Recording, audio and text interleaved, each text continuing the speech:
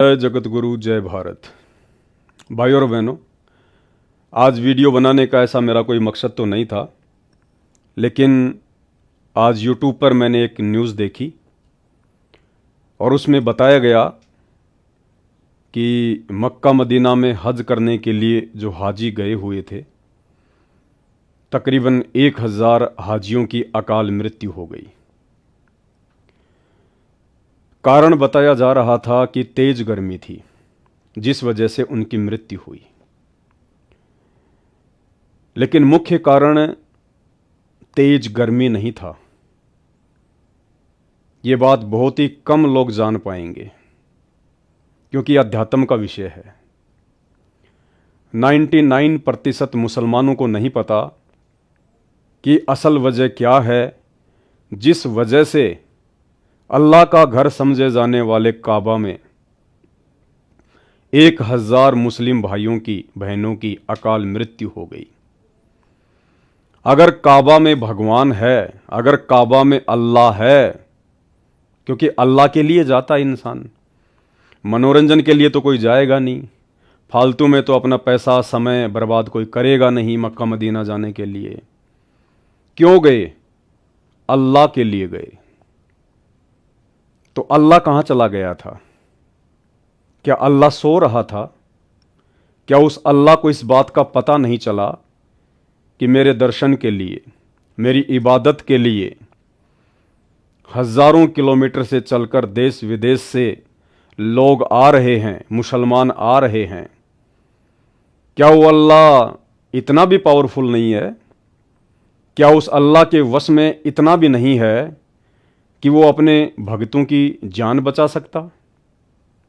अगर वो इतना भी नहीं कर सकता तो फिर काहे का अल्लाह है? या फिर वर्तमान का मुसलमान समाज जिस काबा में ये सोचकर जाता है कि वहां पर अल्लाह बैठा है, या फिर उन मुसलमानों की सोच ही गलत है। आज का वीडियो मेरा इसी टॉपिक पर है। सारी बातें आपको सबूतों के साथ में बताई जाएंगी। मेरा उसमें 1% भी रोल नहीं होगा। ये पुस्तक आप देख रहे हैं, जीवनी हज़रत मोहम्मद सल्लल्लाहु अलैहि वसल्लम, ये मैंने नहीं लिखी है, आप मुसलमान धर्म के मानने वालों ने लिखी है, और आप मुसलमान धर्म के मानने वालों से ही मैंने खरीदी है। जो बातें इस पुस्तक में हज़रत मोहम्मद जी के विषय में लिखी हुई है, सच्चाई, वो मैं आपके सामने पेश करने जा रहा हूं, और हकीकत आपके सामने रखूंगा कि वर्तमान का मुस्लिम समाज जो साधना इबादत कर रहा है, अल्लाह को खुश करने की जानकर, जन्नत में जाने की मानकर, उसके लिए वो चाहे किसी दरगाह पर जाएं, चाहे किसी मज़ार पर जाएं, चाहे वो मक्का मदीना जाएं, वर्तमान के मुसलमान समाज की जो इबादत है, जो भक्ति है, वो 2 कोडी की है। 2 कोडी की क्यों है? क्योंकि वो शास्त्रों के विरुद्ध है। मुसलमान धर्म की खुद की पुस्तकें, कुरान मजीद, कुरान शरीफ, तौरेत, जबूर, इंजल, इन सब के विपरीत है। इसलिए मुसलमान धर्म की वर्तमान की साधना 2 कोडी की है। कुछ भी हासिल नहीं होना सिवाय समय और पैसे की बर्बादी के। मुख्य वजह उन 1000 हाजियों के मरने की गर्मी नहीं, बल्कि उल्टी साधना है, शास्त्रों के विपरीत भक्ति साधना है। और ये सिलसिला चलता रहेगा, ये रुकेगा नहीं, क्योंकि जिसे आप अपना अल्लाह मानकर मक्का मदीना में जाते हैं कि वहां पर अल्लाह मिलेगा, अल्लाह के दीदार होंगे, अल्लाह के दर्शन होंगे, अल्लाह हमसे बड़ा प्रसन्न होगा। दरअसल उस मक्का में अल्लाह नहीं बल्कि शैतान बैठा है, क्योंकि अल्लाह कोई पशु नहीं है, अल्लाह कोई जानवर नहीं है जिसको वहां के मुल्ला मौलवियों ने उस मक्का मदीना में, उस काबा में बांध के रखा हुआ है। अल्लाह यानी भगवान, अल्लाह यानी परमात्मा, अल्लाह यानी गॉड, जिसने पूरी सृष्टि बनाई है, जिसने पूरी कायनात बनाई है, उसको किसी एक जगह मंदिर, मस्जिद, चर्च या गुरुद्वारे में बंद कर रहने की आवश्यकता नहीं है। उसकी शक्ति तो कण कण में व्याप्त है। और आज साक्षात वो अल्लाह, वो पैगंबर स्वयं भारतवर्ष की पावन धरती पर हरियाणा में प्रकट है, आया हुआ है। आज के वीडियो की शुरुआत उसी अल्लाहु अकबर परमपिता परमेश्वर जी के नाम से करते हैं, उनके जयकारे के साथ में करते हैं। अगर आप मुसलमान धर्म से संबंधित हैं, वीडियो को अंत तक जरूर देखना। शॉर्ट में आपको आप ही मुसलमान भाइयों के द्वारा लिखित ये पुस्तक जीवनी हजरत मोहम्मद, इसी से आपको आपके पैगंबर हजरत मोहम्मद जी की पूरी जीवन लीला बताऊंगा। आप वही साधना कर सकते हैं जो साधना आपको आपके पैगंबरों ने बताई। और आपके पैगंबर हजरत मोहम्मद जी ने जिस साधना को करते करते आजीवन तकलीफें उठाई, हजरत मोहम्मद का जीवन किसी नरक से कम नहीं था। जिस अल्लाह की इबादत करते करते हजरत मोहम्मद को सुकून की मौत नहीं मिली, जीवन में कभी सुख शांति नहीं मिली, आप ये कैसे विश्वास करके बैठे हैं कि उसी अल्लाह की इबादत, जिस अल्लाह की इबादत हजरत मोहम्मद जी किया करते थे 1200-1300 वर्ष पहले, वही इबादत आज का मुसलमान 2% भी नहीं कर रहा, 2% भी। तो आप मुसलमानों के साथ और क्या होगा? वही होना था जो मक्का मदीना में 1000 हाजियों के साथ में हुआ था। मेरा मकसद कोई आपके दिल को ठेस पहुंचाने का नहीं है, लेकिन सच्चाई बताने का है। और सच्चाई थोड़ी सी कड़वी जरूर होती है, ठेस जरूर लगती है, लेकिन अगर समझने का प्रयास करेंगे तो बहुत कुछ हासिल भी होगा आपको। तो सबसे पहले उस अल्लाहु अकबर का जयकारा लगाते हैं, उसके बाद आज के वीडियो की शुरुआत करते हैं। परमपिता परमात्मा, सारी सृष्टि के रचनहार, कुल मालिक, असंख्य ब्रह्मांडों के स्वामी, तीनों लोकों में प्रवेश करके सबका भरण पोषण करने वाले राजाधिराज, आत्माधार, नाथों के नाथ, देवों के देव महादेव, सर्वेश्वर महेश्वर, मृत्युंजय, अजरो अमर, आदि अनादि, सनातनी प्रभु, जगत पिता जगदीश्वर, श्री श्री 1008 की उपाधि के वास्तविक अधिकारी, अकाल मूर्त सौद स्वरूपी राम वासुदेव, सर्वगतम ब्रह्म, परम पूज्य, प्रथम पूज्य, परम संत, परम पुरुष, परम धनी, परम दयालु, सत्य कबीर, हक्का कबीर, अल्लाहु कबीर, अल्लाहु अकबर, बाखबर, अल्लाह ताला, जगत के तारणहार, जगत के मुक्तिदाता, जगत के जगन्नाथ, हारे के सहारे, हिंदुओं के राम, मुसलमानों के अल्लाह, सिखों के वाहिगुरु, ईसाइयों के मसीह, दया के सागर दया निधि, करुणा के सागर करुणा निधि, स्वयंभू परिभू, संकट मोचन, कष्ट हरण, मंगल करण, दुख भंजन, अविगत कबीर, निर्विकार निर्विषम परमात्मा, अलय अलेख सतगुरु, आदि अनादि सतगुरु, असली मर्यादा पुरुषोत्तम, असली राम, असली कृष्ण, असली घनश्याम, असली मुरारी, राजाओं के राजा, महाराजाओं के महाराजा, शहंशाहों के शहंशाह, सम्राटों के सम्राट, भगवानों के भगवान, अल्लाहों के अल्लाह, प्रभुओं के प्रभु, मसीहाओं के मसीह, सच्चे वाहिगुरु, बाबाओं के बाबा, पीरों के पीर, सेठों के सेठ, जगत सेठ, सांवड़सा सेठ, सर्वगुण संपन्न, अनंत कोटि कलाओं के स्वामी, अनंत कोटि ब्रह्मांडों के नायक, योगियों में महायोगी, ध्यानियों में महाध्यानी, सिद्धों में परम सिद्ध, ज्ञानियों में तत्वज्ञानी, ब्रह्म ज्ञानी, महाज्ञानी, परम ज्ञानी, सर्वश्रेष्ठ ज्ञानी, युवा कबीर, समृत कबीर, असमवात, अमित ओजा, सच्चे रहनुमा, करीम अल्लाह, सुभान अल्लाह, दुनिया के अंतिम पैगंबर, 8 सितंबर 1951 से गांव धनाना, जिला सोनीपत, हरियाणा, भारतवर्ष की पावन भूमि पर प्रकट, परम पूज्य संत शिरोमणि, अल्लाहों के अल्लाह, सतगुरु रामपाल जी परमेश्वर जी के चरण कमल में अनंत कोटि दंडवत प्रणाम।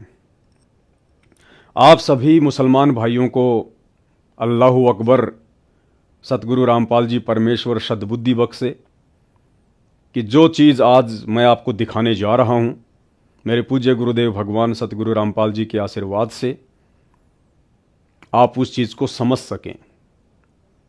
और समझना केवल इतना ही है कि ये जितने भी धर्म बने हुए हैं, हिंदू, मुस्लिम, सिख, ईसाई, जैनी, बौद्ध, यहूदी, फारसी, मंगोली, दुनिया भर के, ये ना तो मुसलमानों के अल्लाह ने बनाए हैं, ना हिंदुओं के भगवान ने बनाए हैं, ना किसी और ने बनाए हैं। ये जितने भी मनमुखी धर्म हैं, ये धर्म के ठेकेदारों ने बनाए हैं। उन धर्म के ठेकेदारों ने जिनको अपने धर्म की पुस्तकें समझ में नहीं आई।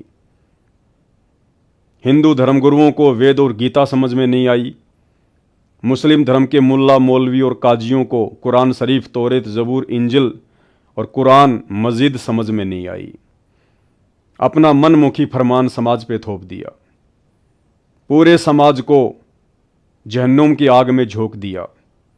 सब के सब शास्त्रों के विरुद्ध भक्ति साधना कर रहे हैं, और जैसा भी उनके भाग्य में, उनके प्रारब्ध में लिखा हुआ है, वैसा ही वो भोग रहे हैं। अन्यथा अल्लाह की शरण में आने के बाद, या अल्लाह का कोई पैगंबर हो, पूर्ण पैगंबर, उसकी शरण में आने के बाद यदि आप उसकी नियम और मर्यादाओं में रहकर उसकी इबादत करते हैं, भक्ति साधना करते हैं, तो अल्लाह तो इतना समर्थ है, वो अपने साधक की मृत्यु को भी टाल सकता है।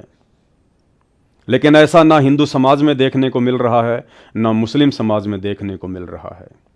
सब के सब कुत्ते वाली मौत मर रहे हैं। रोड पर एक्सीडेंट हो गया, किसी का हाथ कट गया, किसी का पैर कट गया, किसी का सर कट गया, कोई टायर के नीचे कुचला जाता है। कुत्ते से भी बदतर मौत आज हिंदू, मुस्लिम, सिख, ईसाइयों की हो रही है। कारण यही है कि ना तो मुसलमान अपने अल्लाह को पहचान पा रहे हैं, ना हिंदू अपने भगवान को, ना ईसाई अपने मसीहा को, और ना सिख अपने वाहिगुरु को। तो आज के वीडियो में अगर आप समझ सको तो समझ लेना, अल्लाह स्वयं चलकर आप और हम सब के लिए भारत की पवित्र धरती पर आया हुआ है। पहचान केवल उनके ज्ञान से होगी, उनके विचारों को सुनने से होगी, उनके सत्संगों को सुनने से होगी। ये धर्म और जातियों की जंजीरों को तोड़कर, दीवारों को लांघकर आपने थोड़ा अपने दिमाग को विकसित करना पड़ेगा। आपने ये विचार करना पड़ेगा कि अल्लाह ने ना किसी मजहब को बनाया, ना किसी जाति को बनाया, हम लोगों ने ही बनाया, और हम लोग इन मजहब और जातियों की बेड़ियों में आज उलझ कर रह गए, अपने अपने धर्म को सर्वश्रेष्ठ बताने में लगे हुए हैं, जबकि सबकी दुर्गतियां हो रही हैं, सबकी दुर्गतियां। तो आज आप मुसलमान भाइयों को मैं हज़रत मोहम्मद की जीवनी से कुछ बातें बताऊंगा, और हज़रत मोहम्मद की जीवनी को देखकर, पढ़कर, सुनकर यदि आपने विचार नहीं किया तो फिर आप में और जानवर में कोई अंतर नहीं है। परमात्मा कहते हैं, भक्ति बिना नर और खर, खर मानी गधा और भक्ति मानी ज्ञान, भक्ति बिना नर और खर एक है, जिन हरि पद नहीं जाना, पूर्ण ब्रह्म की परख नहीं रे, पूज मरे पाषाणा। उस पूर्ण ब्रह्म अल्लाहु अकबर की, उस साकार भगवान की तो किसी को पहचान है ही नहीं, और ये पाषाण पूज पूज के मर गई दुनिया, पत्थर पूज पूज के मर गई। मुसलमान भाई मज़ारों पर जाकर पत्थर पूजते हैं, मक्का मदीना में जाकर पत्थर पूजते हैं। हिंदू भाई मंदिरों में जाकर पत्थर पूजते हैं, तीर्थ धामों पर जाकर पत्थर पूजते हैं, सब के सब पत्थर पुजारी हैं। तो हज़रत मोहम्मद की जीवनी आज मैं आप मुसलमान धर्म के मानने वालों को बताने जा रहा हूं। जैसा कि मुसलमान धर्म के फॉलोअर्स के माध्यम से ये पुस्तक लिखी गई है, जीवनी हज़रत मोहम्मद सल्लल्लाहु अलैहि वसल्लम। अपनी तरफ से मैं कुछ नहीं बोलने वाला, कुछ नहीं बताने वाला। जो भी बताऊंगा आप लोगों के द्वारा लिखी गई बातें ही बताऊंगा। लेकिन आप लोग इन लिखी गई बातों को समझ नहीं पाए, समझ नहीं पा रहे। मेरा केवल इतना सा काम है कि मुख्य मुख्य जो पॉइंट हैं, उन पॉइंटों पर मैं आपका ध्यान आकर्षित करूं, ताकि आप थोड़ा सोचने पर विवश हों। कोशिश करें सत्य जानने की, और सत्य बताने वाला इस पूरी धरती पर, पूरी पृथ्वी पर वर्तमान में केवल एक ही है, स्वयं अल्लाहु अकबर, स्वयं परमात्मा, जो आज स्वयं हम इंसानों को समझाने के लिए इंसान का चोला धारण करके परम पूज्य सतगुरु रामपाल जी के रूप में धरती पर साक्षात प्रकट हैं। चाहे हिंदू धर्म के धर्मगुरु हों, चाहे मुसलमान धर्म के धर्मगुरु हों, इन अज्ञानियों ने धर्म के मानने वालों को उल्टा पाठ पढ़ा दिया शास्त्रों का कि भगवान बेचून है, भगवान निराकार है। मुसलमान धर्म के मुल्ला काजी कहते हैं कि भगवान धरती पर नहीं आता, अल्लाह कभी साकार रूप में नहीं आता, अल्लाह कभी इंसान का रूप बनाकर नहीं आता। उधर हिंदू धर्म के धर्मगुरु भगवान निराकार है, भगवान निराकार है, उसका कोई आकार नहीं है। उल्टा पाठ सबको पढ़ा रखा है और सबकी दुर्गतियां करवा रखी हैं। आज कोई भी व्यक्ति चैन की मौत नहीं मर रहा, सुकून की मौत नहीं मर रहा। 1000 हज यात्री मरे हैं, वो सुकून की मौत नहीं है, वो जिहालत की मौत है। अरे अल्लाह उसे कहते हैं जो सुकून की मौत दे, जो ऐसी बेमौत दे उसको अल्लाह नहीं कहते। ये काम तो शैतान करता है, काल करता है। तो हजरत मोहम्मद जी की जीवनी को पढ़ने के बाद भी यदि आपने विचार नहीं किया और साक्षात धरती पर प्रकट अल्लाह अकबर सतगुरु रामपाल जी के यूट्यूब पर जाकर सत्संग नहीं सुने, तो आप लोगों में और जानवरों में रत्ती भर भी अंतर नहीं है। क्योंकि परमेश्वर ने जानवरों से भिन्न हमारे को ये मनुष्य शरीर दिया है। ये मनुष्य शरीर केवल इसीलिए दिया है कि हम किसी बात पर विचार कर सकते हैं, सोच सकते हैं, सलाह मशवरा कर सकते हैं। मैं आपको समझाऊंगा, आप जी समझ सकते हैं। अन्य किसी भी योनि में, किसी भी शरीर में इस मनुष्य के अलावा ये योग्यता, ये क्षमता परमात्मा ने नहीं दी है।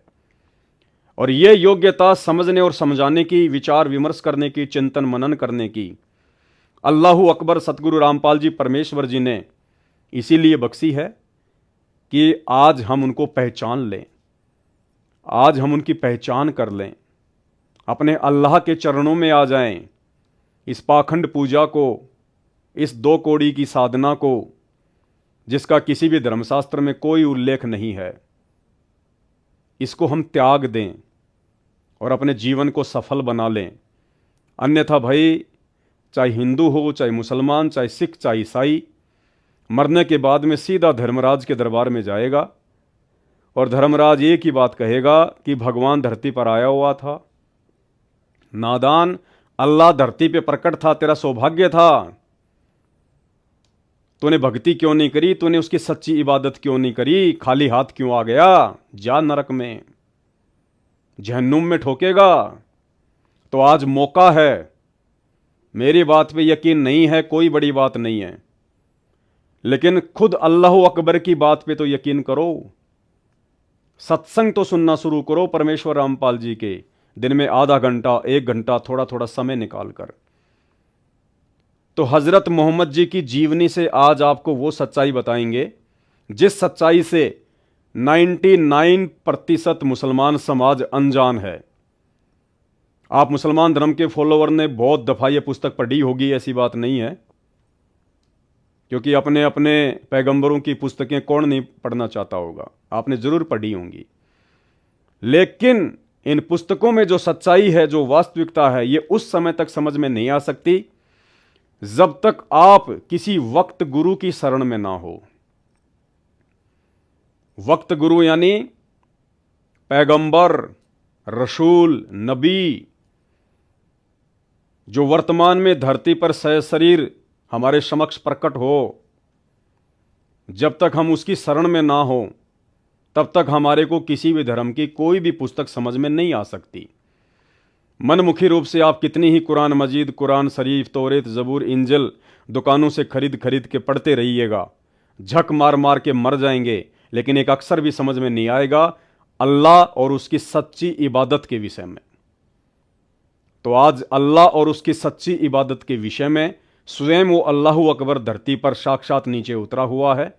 नाम है परमेश्वर रामपाल जी। यूट्यूब पर जाकर सत्संग सुनना शुरू करें। तो हज़रत मोहम्मद की ये जीवनी, ये पुस्तक जीवनी हज़रत मोहम्मद सल्लल्लाहु अलैहि वसल्लम, और इसमें क्या लिखा हुआ है। इस किताब के अध्ययन से अल्लाह के पैगंबर हज़रत मोहम्मद सल्लल्लाहु अलैहि वसल्लम के जीवन की प्रमुख झलकियां आपके सामने आएंगी, और इस किताब को पढ़ने वाला ऐसा महसूस करेगा जैसे वह खुद उस दौर से गुजर रहा है जिस दौर से पैगंबर इस्लाम गुजरे हैं। नसीम गाजी फलाही। यानी जीवनी हज़रत मोहम्मद का मतलब होता है कि हज़रत मोहम्मद जी ने अपने जीवन में, अपनी लाइफ में, जन्म लेने से अंतिम समय तक उन्होंने क्या किया, भक्ति मार्ग में अल्लाह के विषय में वो क्या जानते थे, अल्लाह ने क्या उनको इबादत बताई, कैसे उन्होंने वो इबादत की और उस इबादत के करने से हज़रत मोहम्मद को क्या हासिल हुआ। अल्लाह के गुण हैं, अल्लाह किसी को दुख नहीं देता, अल्लाह किसी को परेशानी नहीं देता। अल्लाह तो उसे कहते हैं जो संकट मोचन होता है, जो संकटों को हर लेता है। भक्ति करने वाले अपने साधक को, अपने भगत को सुख ही प्रदान करता है। अगर वो निर्धन है तो उसे धन देता है, बांझ है तो उसे पुत्र देता है, बीमार है तो उसे स्वस्थ शरीर देता है। उसे कहते हैं अल्लाह।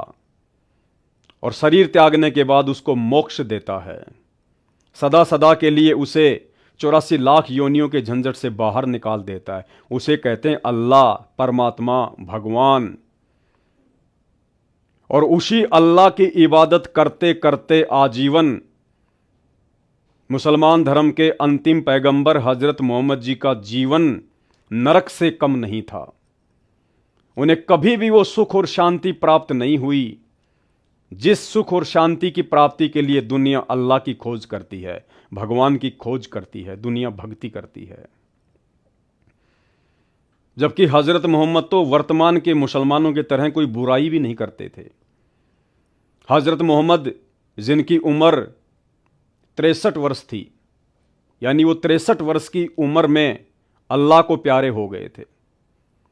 उन्होंने कभी भी अपने जीवन में तमाकू को छुआ तक नहीं, शराब को छुआ तक नहीं, मांस को छुआ तक नहीं, कभी किसी का दिल तक नहीं दुखाया, कभी किसी के साथ में लड़ाई झगड़ा नहीं किया। हमेशा अल्लाह की इबादत में लगा रहता था। और उस मोहम्मद का जीवन भी नरक के समान व्यतीत हुआ। और अंत में कैसी दुर्गति से हजरत मोहम्मद जी के जीवन का अंत हुआ, ये इसी पुस्तक जीवनी हजरत मोहम्मद में साफ साफ अक्षरों में लिखा हुआ है। कहने का मतलब है आप तो हजरत मोहम्मद जैसी इबादत अल्लाह की लाख जन्म भी नहीं कर सकते। और जो प्योर इबादत, जो पवित्र साधना आज से 1200-1300 वर्ष पहले हजरत मोहम्मद जी किया करते थे, आज आप मुसलमान उस इबादत का 1% भी सही तरीके से नहीं कर सकते। तो सोचिए आपके साथ क्या होगा। और उसके बाद परम पूज्य सतगुरु रामपाल जी परमेश्वर जी के सत्संग सुनना शुरू करें। यूट्यूब पर जाकर सर्च करें सत्संग संत रामपाल जी भगवान। एक सृष्टि रचना नाम का चैप्टर है, उसको जरूर देखें। सृष्टि रचना संत रामपाल जी भगवान लिखें, सृष्टि रचना को पढ़ें। आपको वास्तविकता समझ में आएगी अपने धर्म की, अपने धर्म की पुस्तकों की। इसके अलावा आप जी संत रामपाल जी और डॉक्टर जाकिर नाइक की डिबेट भी यूट्यूब पर जाकर सर्च कर सकते हैं। डिबेट वर्सेज संत Rampal G versus doctor Zakir Naik. सारी सच्चाई आपकी आंखों के सामने आ जाएगी। संत रामपाल जी धरती पर स्वयं सनातनी परमात्मा है, अल्लाहु अकबर हैं। और ये वो ज्ञान देने के लिए आए हैं और वो ज्ञान वर्तमान में वो दे रहे हैं सन 1994 से, जो ज्ञान ना ही तो मुसलमानों की चारों पुस्तकों में है और ना ही चारों वेदों में है। तो चलिए अब आपको इस पुस्तक में दिखाते हैं कि ये जो काबा है, मक्का और मदीना है, जहां पर प्रतिवर्ष मुसलमान भाई हज करने के लिए जाते हैं, इसकी सच्चाई क्या है, वास्तविकता क्या है, वहां जाने से कोई फायदा है भी या नहीं। आप खुद मुसलमानों की पुस्तकों में लिखा हुआ है, आप खुद अपनी आंखों से पढ़िएगा कि जो काबा था उसकी पूजा क्यों शुरू हुई, कैसे शुरू हुई, मक्का मदीना में क्या है, कुछ है भी या खाली वैसे ही लोग टाइम पास के लिए जा रहे हैं? आप ही की पुस्तकों में लिखा हुआ है, यह देखिएगा। फिर एक बात और थी जिसकी वजह से यह अकीदा और तेजी से फैला। कौन सा अकीदा? काबा में पूजा का अकीदा। काबा में जो पूजा होती है वो कैसे फैली? काबा में जो मूर्तियां हैं वो कहां से आई? अल्लाह ने ऊपर से लाके रखी या इंसानों ने खुद ही अपने हाथों से बना बना के रख दी? जैसे आजकल मंदिरों में मूर्तियां बना बना के रख देते हैं, इंसानी बनाने वाला, इंसानी उनको पूजने वाला। फिर एक बात और थी जिसकी वजह से यह अकीदा और तेजी से फैला। ज्वालामुखी पहाड़ फटते तो लावे की शक्ल में जो पत्थर निकलते, उनके बारे में धारणा थी कि ये टूटे हुए सितारे हैं। ये देखिए मूर्खता। पहाड़ों से जब ज्वालामुखी फटता था तो काबा में, मक्का मदीना में रहने वाले मुसलमान क्या सोचते थे कि ये आसमान से टूटने वाले तारे हैं, सितारे हैं, अल्लाह की तरफ से आ रहे हैं। मूर्खता। जो आकाश से धरती पर आ गए हैं, यहीं से वे पत्थर पवित्र समझे जाने लगे, क्योंकि कुछ जातियों के दिल में तारों की महिमा रच बस गई थी, इसलिए कि उनमें जगत सृष्टा की कुदरत का जलवा था, उनकी शक्ति और महानता की छाया थी। इसलिए जिन पत्थरों के बारे में उन्हें विश्वास होता कि ये सितारों से टूटे हैं, उनको बहुत बरकत वाला समझते और बड़ी इज्जत करते। फिर इज्जत का यह ख्याल और आगे बढ़ा और अब उनकी पूजा भी होने लगी। ज्वालामुखी के पत्थरों को अल्लाह के पत्थर समझकर, अल्लाह की नियामत समझकर, आसमान से टूटे हुए तारे समझकर शुरुआत में मुसलमान धर्म के फॉलोअर्स ने उन पत्थरों की पूजा शुरू कर दी। आगे देखिए, फिर एक कदम और आगे बढ़े। अब वे पत्थरों को खुद काटते छांटते अपनी पसंद की मूर्तियां बनाते, यानी पाखंड शुरू कर दिया। फिर लोगों ने पहले तो खाली ज्वालामुखी के जो पत्थर थे अच्छे अच्छे, उन्हीं को लाकर पूजते थे। उसके बाद में खुद उनको काटने छाटने लग गए, उनको बढ़िया बढ़िया शक्ल देने लग गए। अब वे पत्थरों को खुद काटते छांटते अपनी पसंद की मूर्तियां बनाते, जिस बुजुर्ग या देवता से चाहते उसका संबंध जोड़ देते। उस समय के मुसलमान मनमुखी रूप से किसी भी देवता का संबंध उन मूर्तियों से जोड़ देते कि ये फलाने देवता की मूर्ति है, ये फलाने देवता की मूर्ति है, मनमुखी। फिर उनको एक जगह स्थापित करके पूजना शुरू कर देते, प्रेम और श्रद्धा में उन पर भेंट चढ़ाते, जैसे मंदिर मस्जिदों में लोग श्रद्धा से भेंट चढ़ाते हैं। उन पत्थरों के ऊपर मुसलमान धर्म के वो अंध श्रद्धालु फिर भेंट चढ़ाने लग गए। कोई पैसा चढ़ाता, कोई सोना चांदी चढ़ाता, कोई खाना चढ़ाता। उनके नाम पर मन्नतें मांगते, उनके नाम पर मन्नतें मांगते। खुद ही पत्थर उठा उठा के लाते, खुद ही उनको काटते छांटते, खुद ही उनको भगवान बना के, अल्लाह बना के, देवता बना के उनको काबा में रखते, अपने घरों पर रखते। फिर उनसे मन्नतें मांगते कि मुझे बेटा देना, मेरा ये काम ठीक हो जाए। खुद ही उनसे मन्नतें मांगते, खुद ही भगवान बनाते, खुद ही अल्लाह बनाते और खुद ही अल्लाह से फिर मन्नतें मांगते।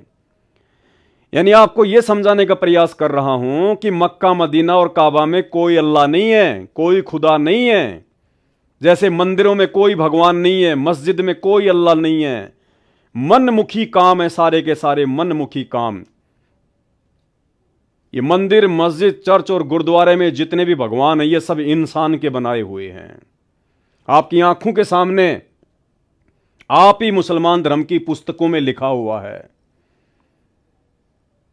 और 1000 यात्री जो मरे हैं काबा में, मक्का मदीना में जो हज करने गए थे, वो अपनी खुद की मनमुखी घटिया साधना के चलते मरे हैं।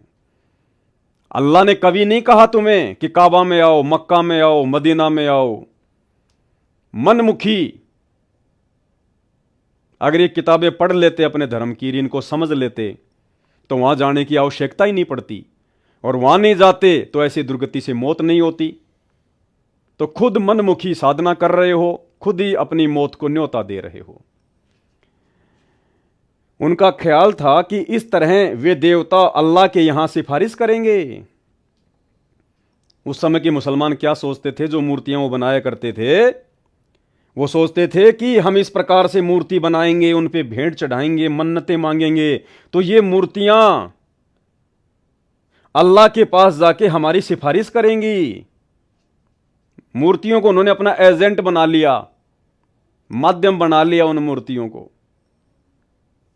बिगड़े हुए काम भी बना देंगे और आखिरत में मुक्ति और नजात के साधन भी सिद्ध होंगे, कि मरने के बाद हमारी मुक्ति भी होगी और जीते जी हमारे को लाभ मिलेंगे, फायदा मिलेगा अगर हम इन मूर्तियों को पूजेंगे। तो अब आगे चल के पता चलेगा कि हजरत मोहम्मद के जीवन में क्या क्या घटनाएं घटित हुई। जब इन मूर्तियों को, इस मक्का मदीना और काबा ने हजरत मोहम्मद को आजीवन सिवाय नारकीय जीवन की और कुछ नहीं दिया, आप लोगों को क्या मिलेगा? अब देखिएगा भाई और बहनों, ये साफ साफ लिखा हुआ है जीवनी हजरत मोहम्मद इस पुस्तक में।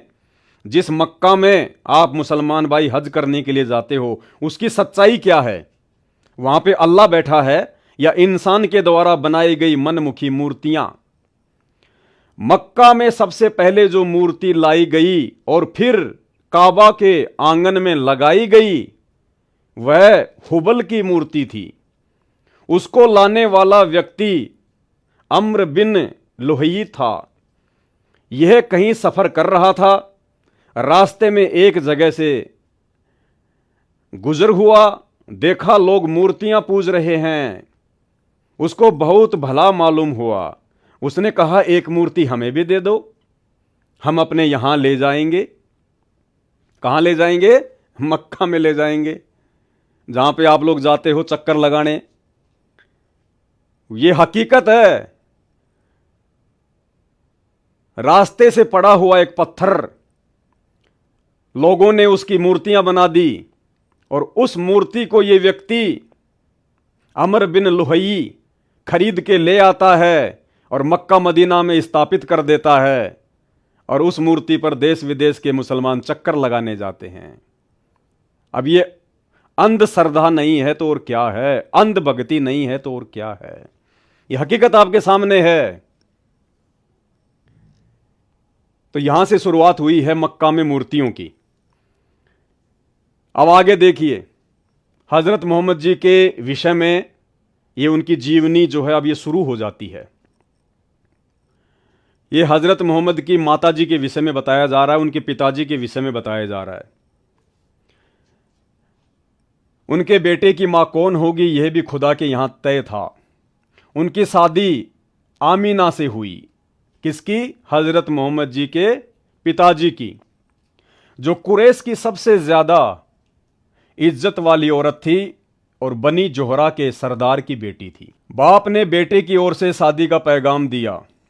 बाप कौन? हजरत मोहम्मद जी के दादाजी ने हजरत मोहम्मद जी के पिताजी की शादी का पैगाम दिया। आमीना के घर वालों ने इसे अपने लिए सौभाग्य की बात समझी, खुशी खुशी तैयार हो गए, चटपट शादी हो गई। रिवाज था कि दूल्हा शादी के बाद 3 दिन ससुराल में रहेगा। अब्दुल्ला भी 3 दिन ससुराल में रहे, यानी हजरत मोहम्मद के जो पिताजी थे उनका नाम अब्दुल्ला। अब्दुल्ला भी 3 दिन ससुराल में रहे, फिर घर चले आए, साथ में दुल्हन भी आई। शादी को अभी कुछ ही दिन हुए थे, व्यापारियों का एक काफिला शाम सीरिया जा रहा था। उसके साथ अब्दुल्ला भी हो लिए, यानी हजरत मोहम्मद जी के जो पिताजी थे वो भी व्यापार के लिए उस काफिले के साथ में हो लिए। उनके साथ अब्दुल्ला भी हो लिए। वापसी में मदीना से गुजरे, यहां उनके बाप का ननिहाल था। थके तो थे ही, दम लेने के लिए ठहर गए। इत्तिफाक से बीमार पड़ गए। हजरत मोहम्मद जी के पिताजी बीमार पड़ गए। साथियों ने उन्हें वहीं छोड़ दिया और मक्का को चल दिए। वहां पहुंचकर बाप को बीमारी की खबर दी। अब्दुल मुतल्लिब ने बीमारी का हाल सुना तो फौरन अपने बड़े बेटे हारिस को मक्का मदीना दौड़ाया कि वहां जाकर भाई की खिदमत करे और जब अच्छे हो जाएं तो साथ लेकर आ जाएं। लेकिन अफसोस, हारिस ने अपने भाई अब्दुल्ला को ना देखा। हारिस ने अपने भाई अब्दुल्ला को ना देखा। यानी हजरत मोहम्मद जी के जो पिताजी थे उनकी अकाल मृत्यु हुई बीमारी से। मुस्लिम धर्म के पैगंबर हजरत मोहम्मद के वालिद, उनके फादर, उनके पिताजी अब्दुल्ला की जो मौत थी वो बीमारी से हुई, अकाल मृत्यु हुई, जवानी में मृत्यु हुई। और जिस समय मृत्यु हुई उस समय हजरत मोहम्मद अपनी मां के पेट में थे। हजरत मोहम्मद का जन्म भी नहीं हुआ था। यानी पैगंबर अपने बाप का मुंह भी नहीं देख पाया। आगे आगे सुनते जाना, यह केवल शुरुआत है कि जो भक्ति साधना अल्लाह की समझ के हजरत मोहम्मद ने आजीवन की, उनको क्या मिला और वर्तमान के मुसलमान को क्या मिलेगा जो हजरत मोहम्मद जैसी 1% भी साधना नहीं कर रहा है। तो हजरत मोहम्मद जी के पिताजी की अकाल मृत्यु हुई, अब्दुल्ला की। उसके बाद देखिए भाइयों और बहनों, आगे हजरत मोहम्मद जी की मां, उनकी कैसे मृत्यु हुई। सोहर की तरह आमीना भी रास्ते में बीमार हो गई। आमीना कौन? हजरत मोहम्मद जी की माता। अपने पति की तरह आमीना भी रास्ते में बीमार हो गई। मक्का और मदीना के बीच में गांव है अबवा, वहां पहुंची तो हालात नाजुक हो गई और फिर संभल न सकी। उनके प्राण पखेरु उड़ गए और वहीं उनकी कब्र बनी। अब्दुल्ला का इंतकाल भी तो परदेश में ही हुआ था और दफन भी इसी तरह हुए थे। कौम और वतन से बहुत दूर, अपने परिवार से दूर दोनों की मृत्यु हुई। आप यतीम थे। आप कौन? हजरत मोहम्मद। लेखक लिख रहा है कि आप यतीम थे।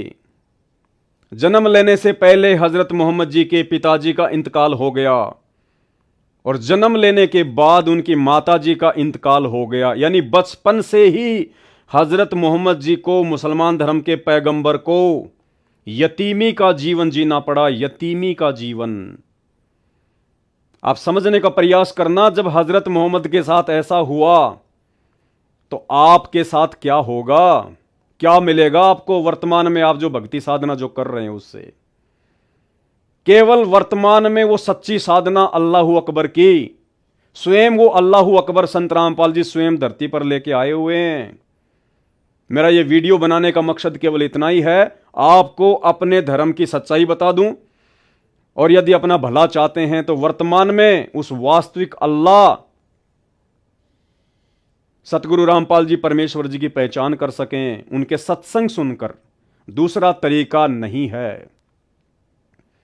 तुम सोचो कि संत रामपाल जी यदि अल्लाह हैं तो कोई चमत्कार क्यों नहीं कर देते, दिन को रात, रात को दिन क्यों नहीं कर देते, दुनिया में ऐसी ऐसी घटनाएं हो रही हैं उनको रोक क्यों नहीं देते, ट्रेन एक्सीडेंट होती है पहले वो बता क्यों नहीं देते। ये सारी बातें उनके सत्संग सुनोगे तब समझ में आएंगी कि वो क्या कर सकते हैं, क्या नहीं कर सकते हैं। आप यतीम थे, बाप के साये से महरूम थे। अभी इस यतीमी का एहसास ही हुआ था कि मां भी चल बसी। बाप की कब्र देखी ही थी कि मां की कब्र भी तैयार हो गई। अब आप अकेले रह गए, मां साथ थी तब भी आपको यतीमी का दुख था। भला दिल पर क्या बीती होगी। जबकि यह सारा भी टूट गया, गम पर गम, एक से बढ़कर दूसरा। अब आगे देखिए, हजरत मोहम्मद जी की माताजी भी गुजर गई, उनके पिताजी भी गुजर गए। बड़ी मुश्किल से उनके दादाजी ने, अब्दुल मुतल्लिब ने उनको पाला। और दादा का साया भी ज्यादा दिन तक नहीं रहा। क्या कह रहे हैं? लेकिन अफसोस, अब्दुल मुतल्लब भी ज्यादा दिन न ठहरे, यानी हजरत मोहम्मद के दादाजी भी ज्यादा दिन ना ठहरे। मोहम्मद अभी 8 साल के हुए थे कि दादा भी चल बसे।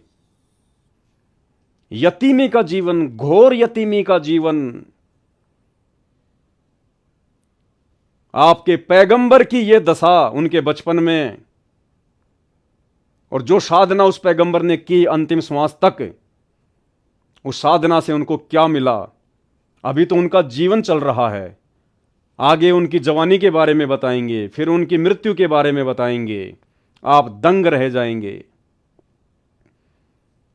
कि जिस अल्लाह की इबादत करते करते हजरत मोहम्मद के साथ ऐसा हुआ, तो वर्तमान के मुसलमानों के साथ तो क्या नहीं होगा।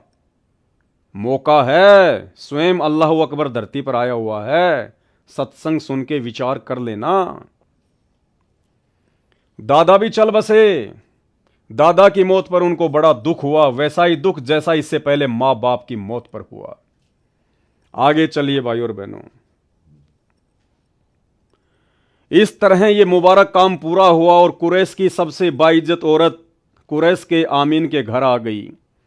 उस समय आपकी उम्र 25 साल 2 महीने 10 दिन की थी और बीवी खदीजा 40 साल की थी। हजरत मोहम्मद के वालिद मर गए, उनकी माताजी मर गई, बाद में उनके दादाजी ने पाला, वो भी मर गए। उसके बाद हजरत मोहम्मद जी के चाचा जी ने उनको पाला। और जब हजरत मोहम्मद जी 25 वर्ष के हुए तो हजरत मोहम्मद की शादी एक खदीजा नाम की औरत से हुई। और वो खदीजा कौन थी? वो 2 बार की पहले बेवा थी, 2 बार वो विधवा हो चुकी थी पहले। और उसकी उम्र कितनी थी? 40 साल। हजरत मोहम्मद की पहली पत्नी खदीजा की उम्र 40 साल और हजरत मोहम्मद की उम्र 25 साल। आगे चलिए भाई और बहनों, इस खदीजा से हजरत मोहम्मद जी को काफी संतानें हुई, बेटे हुए, बेटियां हुई, लेकिन वो भी ज्यादा दिन तक जिंदे ना रह सके। अल्लाह के नबी के साथ ऐसा हुआ,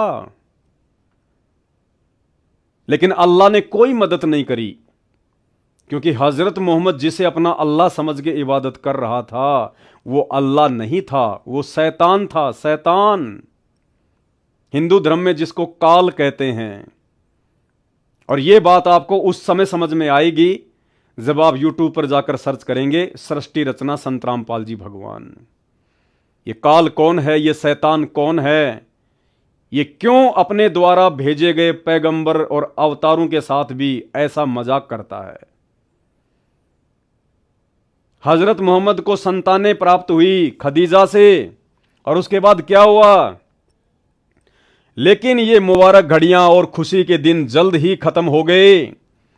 आपके सब बेटे एक एक करके अल्लाह को प्यारे हो गए। अरे बाप की आंखों के सामने बेटे मर जाएं तो उस बाप के दिल पे क्या गुजरती होगी। और हजरत मोहम्मद के जितने भी बेटे थे हजरत मोहम्मद जी की आंखों के सामने मर गए, युवा अवस्था में मर गए। क्या बीती होगी आपके पैगंबर के ऊपर। क्या अल्लाह इतना निर्दयी होता है जो अपने पैगंबर के परिवार की भी सार संभाल नहीं कर सकता, जो अपने पैगंबर को सुख सुविधा नहीं दे सकता, जो अपने एक पैगंबर का ख्याल नहीं रख सकता, वो अल्लाह फिर वर्तमान के मुसलमानों का क्या ख्याल रखेगा।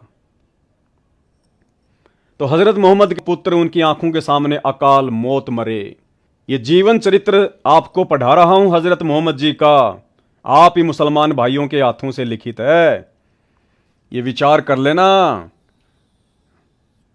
जिस अल्लाह की हजरत मोहम्मद इबादत कर रहा था उस अल्लाह ने हजरत मोहम्मद के साथ भी कैसे कैसे मजाक किए। कासिम, तैयब और ताहिर सब अल्लाह से जा मिले, जख्म पर जख्म लगते रहे, लेकिन आप सब्र करते रहे। और करे भी क्या, करे भी क्या। हजरत मोहम्मद जी के हाथ में तो कुछ था नहीं कि अपने बच्चों को जीवित कर देते। अल्लाह उनकी सुन नहीं रहा था, क्योंकि हज़रत मोहम्मद अल्लाह की इबादत कर ही नहीं रहा था, वो तो शैतान की इबादत कर रहा था। उसे पता ही नहीं था अल्लाह कौन है, शैतान ने उसको मोहरा बनाया। ये सच्चाई संत रामपाल जी के सत्संग सुनने से कट टू कट समझ में आएगी। बचपन में तो यतीमी का दुख उठाया, बड़े हुए तो अपने जिगर के टुकड़ों का गम सहन करना पड़ा। आपकी बेटियां ही शेष रह गई जो 4 थी, जैनब, रुक्या, उम्मे कुलसुम और फातिमा। केवल 4 बेटियां बच गई। तीनों बेटे हजरत मोहम्मद के शैतान को प्यारे हो गए, जिसे वे अपना अल्लाह समझ रहे थे। अब आगे हजरत मोहम्मद अल्लाह की प्राप्ति के लिए हीरा नाम के पहाड़ की गुफा में जाके बैठ जाया करते थे, समाधि लगाया करते थे, ध्यान लगाया करते थे। और आप मुसलमान ये कहते हैं ना कि हजरत मोहम्मद जी के ऊपर आयतें नाजिर हुई, अल्लाह ने हजरत मोहम्मद के ऊपर आयतें उतारी। वो अल्लाह हजरत मोहम्मद जी को मिला, अल्लाह ने ये कुरान शरीफ का ज्ञान दिया, बिल्कुल दिया, लेकिन वो अल्लाह नहीं था, वो शैतान था, वो काल था। अरे भगवान अगर किसी को मिलता है तो कितना सुख देता है। भगवान, परमात्मा, अल्लाह, इस नाम को लेने से ही कितना सुकून मिलता है। और अगर वो अल्लाह खुद अगर अपने पैगंबर के सामने आ जाए, या आज आप लोगों के सामने आ जाए, तो आप लोगों का कैसा रिएक्शन होगा? आप डरेंगे? आपके उस अल्लाह को देखते ही पसीने आ जाएंगे? या फिर आप खुशी से झूम उठेंगे? क्योंकि अल्लाह हमारी आत्मा का पिता, हमारी रूह का मालिक, उसको देख के तो खुशी होनी चाहिए। लेकिन हजरत मोहम्मद की क्या हालत हो गई, जिसे वो अल्लाह समझ रहा था, जब वो अल्लाह उसके पास आया कुरान शरीफ का ज्ञान देने के लिए, आयतें उतारने के लिए, हजरत मोहम्मद की क्या हालत हुई। देखिएगा, जब ख्वाब सुबह की तरह रोशन हो जाता और सत्य सिद्ध होता, इस प्रकार अज्ञात बातें मालूम हो जाती, तो आप सलल बहुत फिक्रमंद होते, मन में तरह तरह के विचार गूंजने लगते, आपको अपने बारे में शक होने लगता, कहीं मैं मानसिक रोगी तो नहीं। ये देखिएगा, अल्लाह की इबादत करने वाले हजरत मोहम्मद जी कभी कभी ये सोचते थे कि मैं मानसिक रोगी तो नहीं हूं, मेरे साथ में ऐसा क्यों हो रहा है। बचपन से लेकर जवानी तक मेरे को कोई सुख ही प्राप्त नहीं हुआ, अल्लाह ने मुझे कोई सहारा ही नहीं दिया। बचपन में मेरे माता पिता मर गए, दादाजी ने पाल पोस के बड़ा किया, वो भी मर गया। शादी हुई तो 40 साल की औरत से हुई, उससे मेरे को 7 संतानें प्राप्त हुई, 3 बेटे अल्लाह को प्यारे हो गए। तो हजरत मोहम्मद जी की स्थिति मानसिक रोगी जैसी हो गई, मानसिक रोगी जैसी। तो क्या सोचने लगे हजरत मोहम्मद जी? आपको अपने बारे में शक होने लगता, कहीं मैं मानसिक रोगी तो नहीं, कहीं मुझ पर भूत प्रेतों का कोई असर तो नहीं। आपने अपनी बीवी खदीजा को सारा हाल सुनाया, दिल पर जो बीत रही थी वह भी बताया, यानी महादुखी थे हजरत मोहम्मद जी, महादुखी। अरे जिस व्यक्ति का एक बच्चा हो और एक बच्चा यदि उसका मर जाए तो उस व्यक्ति की क्या हालत होगी। हजरत मोहम्मद के 3 बेटे, तीनों ही बेटे अकाल मौत मर गए, अपने बाप के सामने मर गए। तो मानसिक रोगी होना तो जाहिर सी बात थी। खदीजा ने सारी बातें ध्यान से सुनी, फिर आपको ढांढस बंधाई, हिम्मत दी और बोली, मेरे जीवन साथी आप फिक्र ना करें, आप जैसे सज्जन पर शैतान कैसे काबू पा सकता है। यानी हजरत मोहम्मद ने अपनी पत्नी खदीजा को कहा कि मेरे ऊपर कहीं भूत प्रेतों का साया तो नहीं है। बिल्कुल सही सोच रहे थे वो, क्योंकि शैतान का साया था। शैतान उसको अपने पैगंबर के रूप में धरती पर स्थापित करना चाहता था और उसने वही किया। स्वयं हजरत मोहम्मद जी इस बात को स्वीकार कर रहे हैं। लेकिन उसकी बीवी ने, खदीजा ने उसको हिम्मत दी और कहा कि आप जैसे भले आदमी के ऊपर शैतान का साया कैसे हो सकता है। आगे देखिए, इस तरह रमजान के कुछ दिन बीत गए। एक दिन आप सल्लल्लाहु यानी हजरत मोहम्मद गुफा में आराम कर रहे थे, हीरा की गुफा में। सुबह का सुहाना समय था। अचानक एक फरिश्ता दिखाई दिया, बहुत ही खूबसूरत और हसीन फरिश्ता। हाथ में हसीन रेशम का एक टुकड़ा भी था। और वो फरिश्ता क्या बोला हजरत मोहम्मद से? पढ़ो।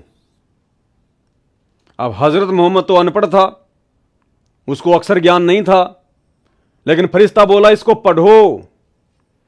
आप सल्लल्लाहु यानी हजरत मोहम्मद घबरा गए। फरिश्ता यानी देवता, मुसलमान धर्म में फरिश्ता बोलते हैं, हिंदू देवता बोल देते हैं।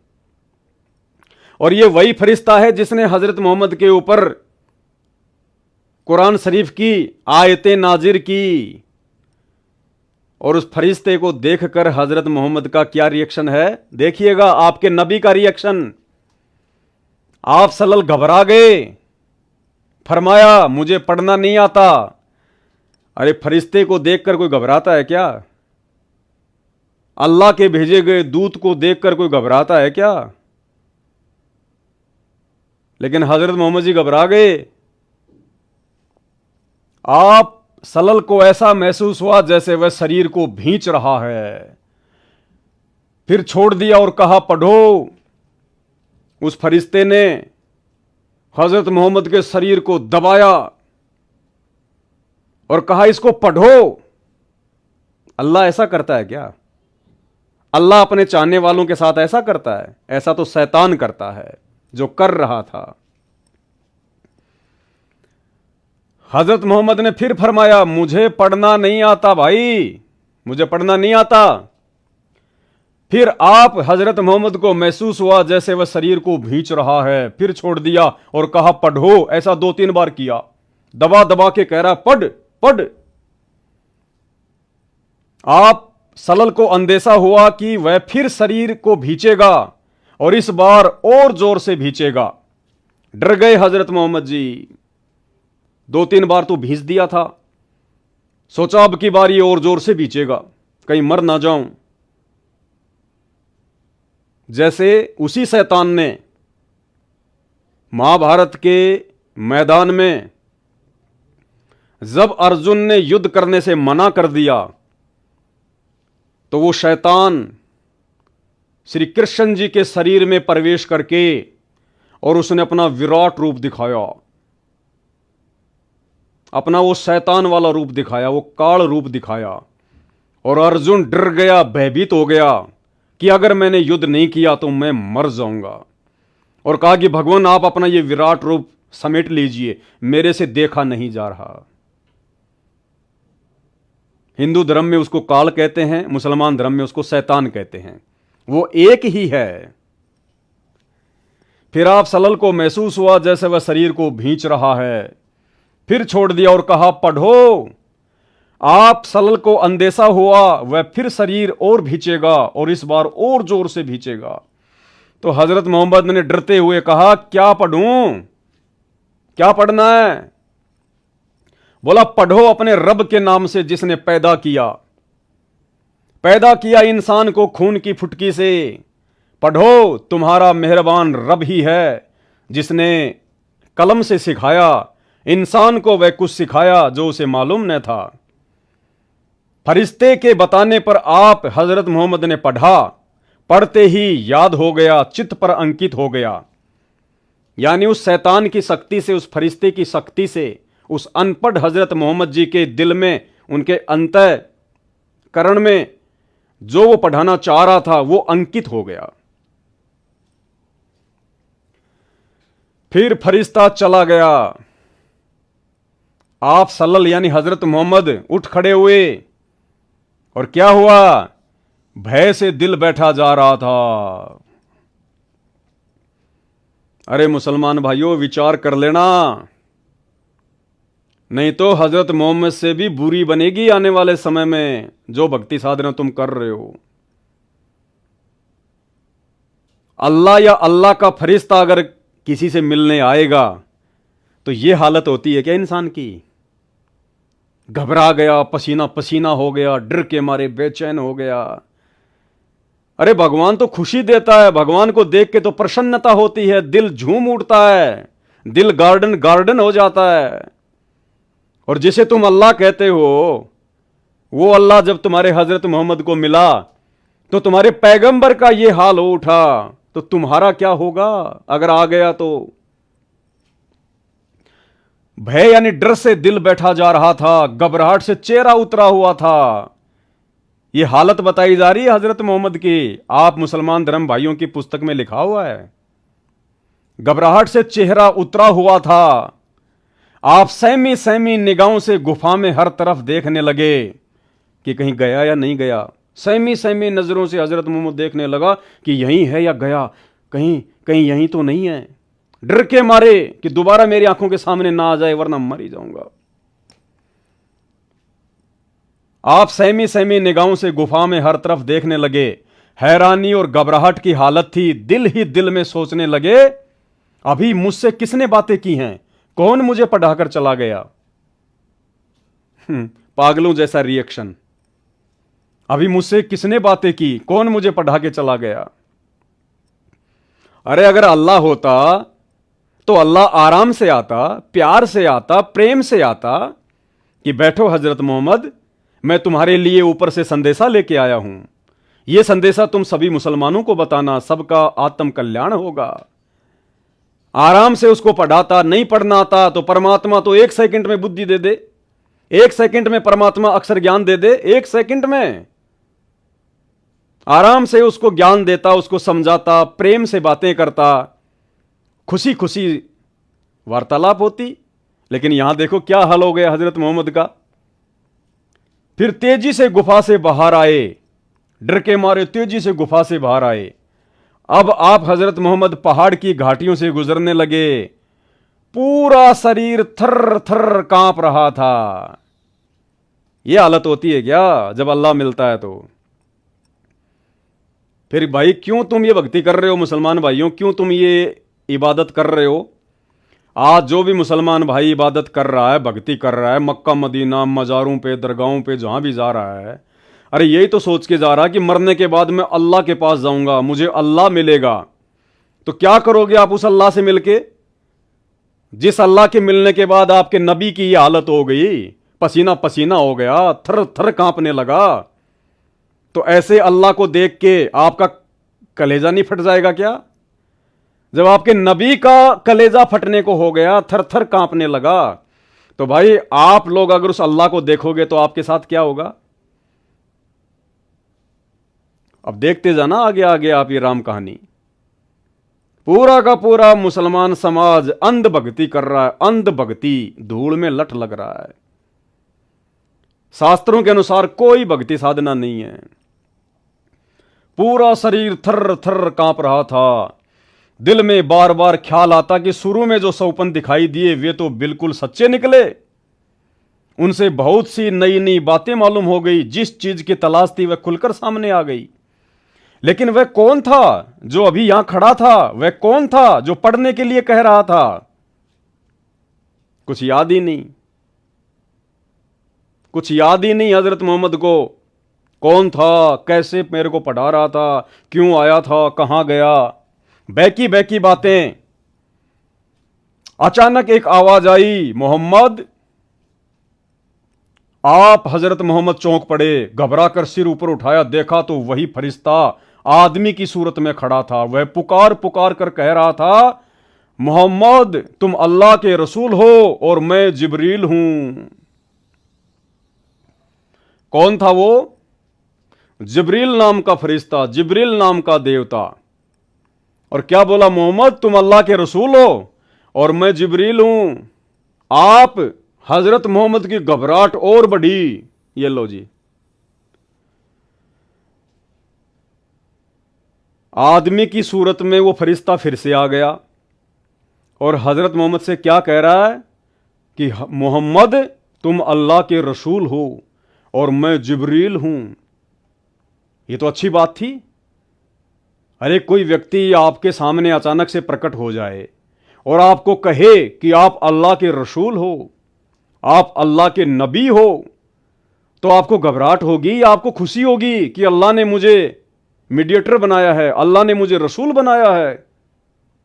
रसूलों को पूरी दुनिया पूजती है, पूरा मुसलमान पूजता है, अल्लाह ने मुझे रसूल बनाया है। आप खुश होंगे या फिर थर थर कांपेंगे? तो जिब्रील ने कहा कि मोहम्मद तुम अल्लाह के रसूल हो और मैं जिब्रील हूं।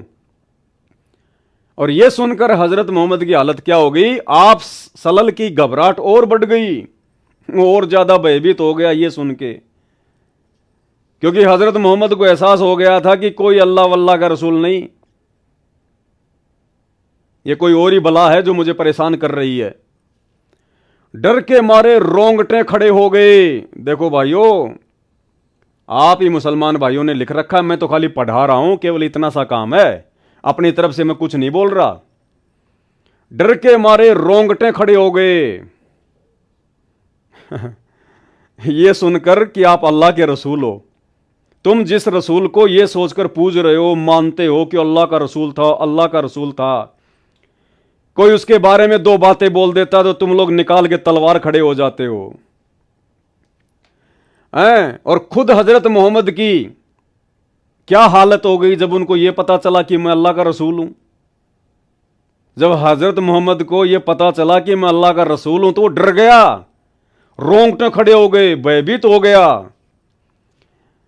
आप सलल की घबराहट और बढ़ी, डर के मारे रोंगटे खड़े हो गए, भय से कदम रुक गए, कभी दाई तरफ देखते कभी बाईं तरफ देखते कि यह सूरत आंखों से ओझल हो, कि यह सूरत आंखों से ओझल हो। जो व्यक्ति सामने खड़ा होकर बोल रहा ना कि तुम अल्लाह के रसूल हो, हजरत मोहम्मद क्या सोच रहा था कि यह मेरी आंखों से दूर हो जाए। क्यों भाई? अरे वो तो तेरे लिए बहुत अच्छा पैगाम लेके आया था, एक संदेश लेके आया था कि हजरत तुम अल्लाह के रसूल हो। वो तो तुझे खुशखबरी सुना रहा था, जिस खुशखबरी को सुनने के लिए आज पूरे मुसलमानों के कान तरस रहे हैं। और हजरत मोहम्मद उसी खुशी वाली बात को सुन के डर रहा है, भयभीत हो रहा है और सोच रहा है कि यह व्यक्ति मेरी आंखों से दूर हो जाए। ये देखना, तुम्हारी पुस्तकों में लिखा हुआ सच्चाई। यानी हजरत मोहम्मद को अल्लाह नहीं मिला। अरे अल्लाह की सूरत तो बहुत सुहानी है, और यदि उस अल्लाह का कोई पैगंबर, कोई फरिश्ता, कोई देवता यदि नीचे आएगा तो वो भी उस अल्लाह के जैसा होगा, उसी के गुणों से युक्त होगा। वो तो परम शांति प्रदान करेगा, हृदय में शीतलता प्रदान करेगा, डर और भय पैदा नहीं करता अल्लाह का फरिश्ता। वो शैतान था जो जिब्रील के माध्यम से हजरत मोहम्मद को जबरदस्ती वो कुरान शरीफ की आयतें उसके ऊपर उतार रहा था। डर गया बेचारा हजरत मोहम्मद, लेकिन जिधर देखते वही दिखाई देता, जिधर मुंह करते वही मौजूद होता। आगे बढ़े या पीछे हटें, नजरें नीची करें या ऊपर उठाएं, हर तरफ और हर जगह वही फरिश्ता दिखाई देता। डर गया बेचारा। बहुत देर हो गई, आप हजरत मोहम्मद इसी प्रकार थर थर कांपते रहे और ना जाने क्या क्या सोचते रहे। उधर बीवी खदीजा ने गुफा में आप हजरत मोहम्मद के पास आदमी भेजा। आप हजरत मोहम्मद वहां ना मिले, रिश्तेदारों के यहां दिखवाया, वहां भी ना थे, यहां वहां आदमी दौड़ाया, लेकिन न मिलना था न मिले। फरिश्ता चला गया। आप हजरत मोहम्मद खदीजा के पास आए, भय से कांपते हुए और पसीने में नहाए हुए। बेचारे की धड़कन बंद नहीं हुई हजरत मोहम्मद की जब तक अपने घर पर नहीं आ गया। थर थर कांप रहा, रोंगटे खड़े हो रहे, पसीना टपक रहा। ये अल्लाह के दर्शनों से ऐसा होता है क्या? अरे कौन देखना चाहेगा उस अल्लाह की शकल? कौन देखना चाहेगा उस अल्लाह के फरिश्तों की शकल जब वो इतना डरावना है, इतना डर पैदा कर देता है, इतना भय पैदा करता है? तो विचार कर लेना, वो अल्लाह नहीं था, वो जबरील नाम का फरिश्ता था, वो स्वयं शैतान था, शैतान। अल्लाह तो मिले थे हजरत मोहम्मद को, साक्षात आके मिले थे। कौन है वो अल्लाह जो हजरत मोहम्मद को मिला था, अपना ज्ञान दिया था, हजरत मोहम्मद को अपने साथ अपने सतलोक लेके गया था? लेकिन हजरत मोहम्मद अपनी नादानी से वहां नहीं रहा। उसने अल्लाह को ठुकरा दिया और शैतान की इबादत में लगा रहा और पूरे मुसलमान को शैतान की इबादत पे लगा दिया। ये पूरी जानकारी आपको संत रामपाल जी के सत्संगों में सुनने को मिलेगी। यूट्यूब पर जाकर सर्च करें सृष्टि रचना संत रामपाल जी भगवान। फरिश्ता चला गया, आप सल्लल्लाहु खदीजा के पास आए, भय से कांपते हुए और पसीने में नहाए हुए आते ही फरमाया, क्या बोले? मुझे कुछ उड़ा दो, कुछ उड़ा दो। तुरंत बीवी खदीजा ने चादर उड़ा दी। आप हजरत मोहम्मद की यह हालत देखकर वो बहुत घबराई। दिल में तरह तरह के अंदेशे उमड़ने लगे। क्या आपकी तबीयत खराब हो गई? क्या आपको जाड़ा बुखार आ गया है? क्या कोई मुसीबत आन पड़ी है? जब मन कुछ शांत हुआ, भय कुछ दूर हुआ, शरीर की कपकपी में कमी हुई, तो बीवी खदीजा ने पूछा, आप थे कहां और आपको हुआ क्या? आप सल्लल्लाहु ने उसकी तरफ देखा। ऐसा महसूस हो रहा था जैसे आप बेबस होकर रह गए हैं, मानो मुसीबतों का पहाड़ टूट पड़ा हो। बेचारा इतना डर के मारे घर पे आने के बाद भी, उस शैतान के फरिश्ते जबरील की शक्ल देखने के बाद, जिस प्रकार उसने जबरदस्ती कहा पढ़ो पढ़ो बीच बीच के। अरे स्कूल में बच्चे पढ़ने के लिए जाते हैं। अब बच्चे स्कूल जाते ही तो सारा ज्ञान सीख नहीं जाते। तो जिस दिन बच्चे स्कूल जाते हैं, जिस दिन उनको कुछ भी ज्ञान नहीं होता है, तो क्या टीचर बच्चों को भींच भींच के कहता है कि पढ़ पढ़, सामने बोर्ड पे क्या लिखा हुआ, पढ़ सामने बोर्ड पे क्या लिखा हुआ है। तो बच्चे की हालत क्या हो जाएगी? जो पहले दिन स्कूल गया, जिसको ना ए फॉर एप्पल का पता, ना आ से आम का पता, और वो टीचर उसको भींच भींच के कहेगी पढ़ पढ़, सामने क्या लिखा हुआ। कहां से पढ़ेगा बेचारा? डरेगा, रोंगटे खड़े होंगे उसके, कांपेगा बेचारा, दूसरे दिन स्कूल नहीं आएगा, घर पे उसके जाड़ा चढ़ जाएगा जाते ही। वो हाल हजरत मोहम्मद जी का हो गया। अगर वो अल्लाह था, परमात्मा था, खुदा था, तो खुदा में तो इतनी शक्ति होती है, वो तो अनपढ़ को भी ज्ञान दे देता है सेकंडों में, और कह देता कि मोहम्मद पढ़ ये कुरान, इसको याद कर और मुसलमानों को बता। लेकिन वो शैतान था भाई, भीच भीच के पढ़ा रहा, भीच भीच के पढ़ा रहा कि पढ़ पढ़, मानो मुसीबतों का पहाड़ टूट पड़ा हो। फरमाया, क्या फरमाया फिर हजरत मोहम्मद ने? खदीजा मैं तुम्हें क्या बताऊं कि मुझे क्या हुआ। फिर जो कुछ देखा था वह बयान किया। बीबी खदीजा थी बहुत समझदार, ये बातें सुनकर जरा भी न घबराई, क्योंकि वो भींच भींच तो हजरत मोहम्मद के साथ हो रही थी, खदीजा के साथ हो रही हुई थी। अगर खदीजा के साथ में होती तो उसकी भी ये हालत हो जाती। तो लेखक क्या कह रहा है कि खदीजा को घबराहट नहीं हुई। उन्होंने आप सल्लल्लाहु को बहुत ही इज्जत की नजर से देखा, उनके चेहरे पर यकीन और इत्मीनान की मुस्कुराहट थी। फिर आप सल्लल्लाहु को इत्मीनान दिलाया और क्या बोली?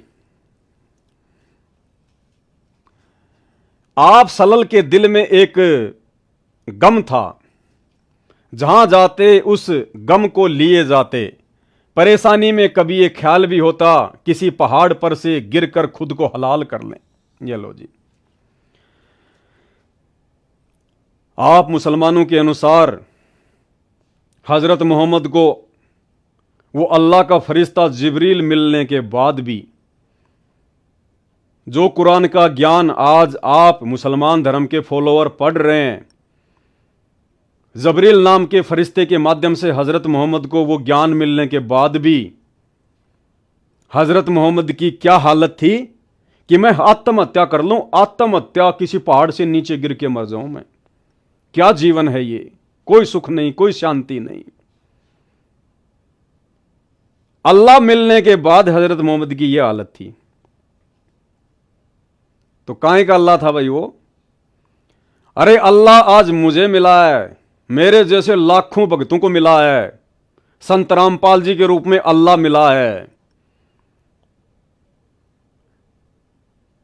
उनके सत्संग सुनकर देखो, उनकी शरण में आकर देखो, अल्लाह कितना सुकून देता है, अल्लाह कैसे कैसे बिगड़े हुए काम बनाता है, अल्लाह नीचे गिरे हुए इंसान को ऊपर उठाता है, अल्लाह अपने सीने से लगाता है। वो अल्लाह सतगुरु रामपाल जी भगवान जिसने लाखों को जीवन दान दिया है, बांझ को पुत्र दिए हैं, निर्धन को माया दी है, रोगी को स्वस्थ शरीर दिए हैं, जिन्हें सादे रोगों को पीजीआई, एम्स, अपोलो जैसी हॉस्पिटलें डिक्लाइन कर चुकी थी कि हमारे पास कोई इलाज नहीं है, मरना शेष है आपका, आज वो घोड़े की तरह दौड़ रहे हैं संत रामपाल जी से उपदेश लेने के बाद। ये है अल्लाह, ये काम करता है अल्लाह। अल्लाह बिगड़े हुए काम बनाता है। अल्लाह आत्महत्या करने की सोचने वालों को नया जीवन देता है।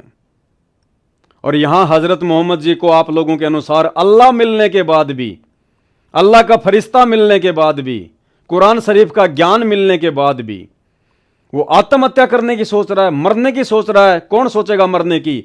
महादुखी इंसान, महादुखी। भाई और बहनों, आपका सौभाग्य है, आपको ये सच्चाई देखने और सुनने को मिल रही है। अगर जरा भी समझ रखते हो, जरा भी समझ, तो उस अल्लाहू अकबर सतगुरु रामपाल जी के सत्संग सुनना शुरू कर देना यूट्यूब पर। परेशानी में कभी ये ख्याल भी होता किसी पहाड़ पर से गिरकर खुद को हलाक कर लें, इस तरह गम से छुटकारा मिल जाएगा। अरे भगवान मिलने के बाद तो जीवन में नई उमंग आनी चाहिए कि भक्ति करेंगे, दुनिया को समझाएंगे, परमात्मा की गुणगान करेंगे, परमात्मा की महिमा करेंगे, अल्लाह के नाम को जन जन तक पहुंचाएंगे। एक नई खुशी आदमी के चेहरे पर आ जाती है, मरा हुआ आदमी जिंदा हो जाता है।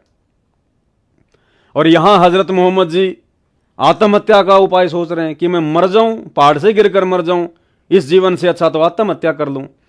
तो उसको अल्लाह नहीं मिला था, उसको शैतान मिला था। गलती से हजरत मोहम्मद ने उसे अपना अल्लाह समझ लिया और गलती से आज का मुसलमान उसे अल्लाह समझ रहा है। इससे अंदाजा लगाया जा सकता है कि आपका दिल कितना बेचैन और गम से परेशान रहा होगा। खुद लेखक लिख रहा है कि हजरत मोहम्मद की क्या हालत रही होगी।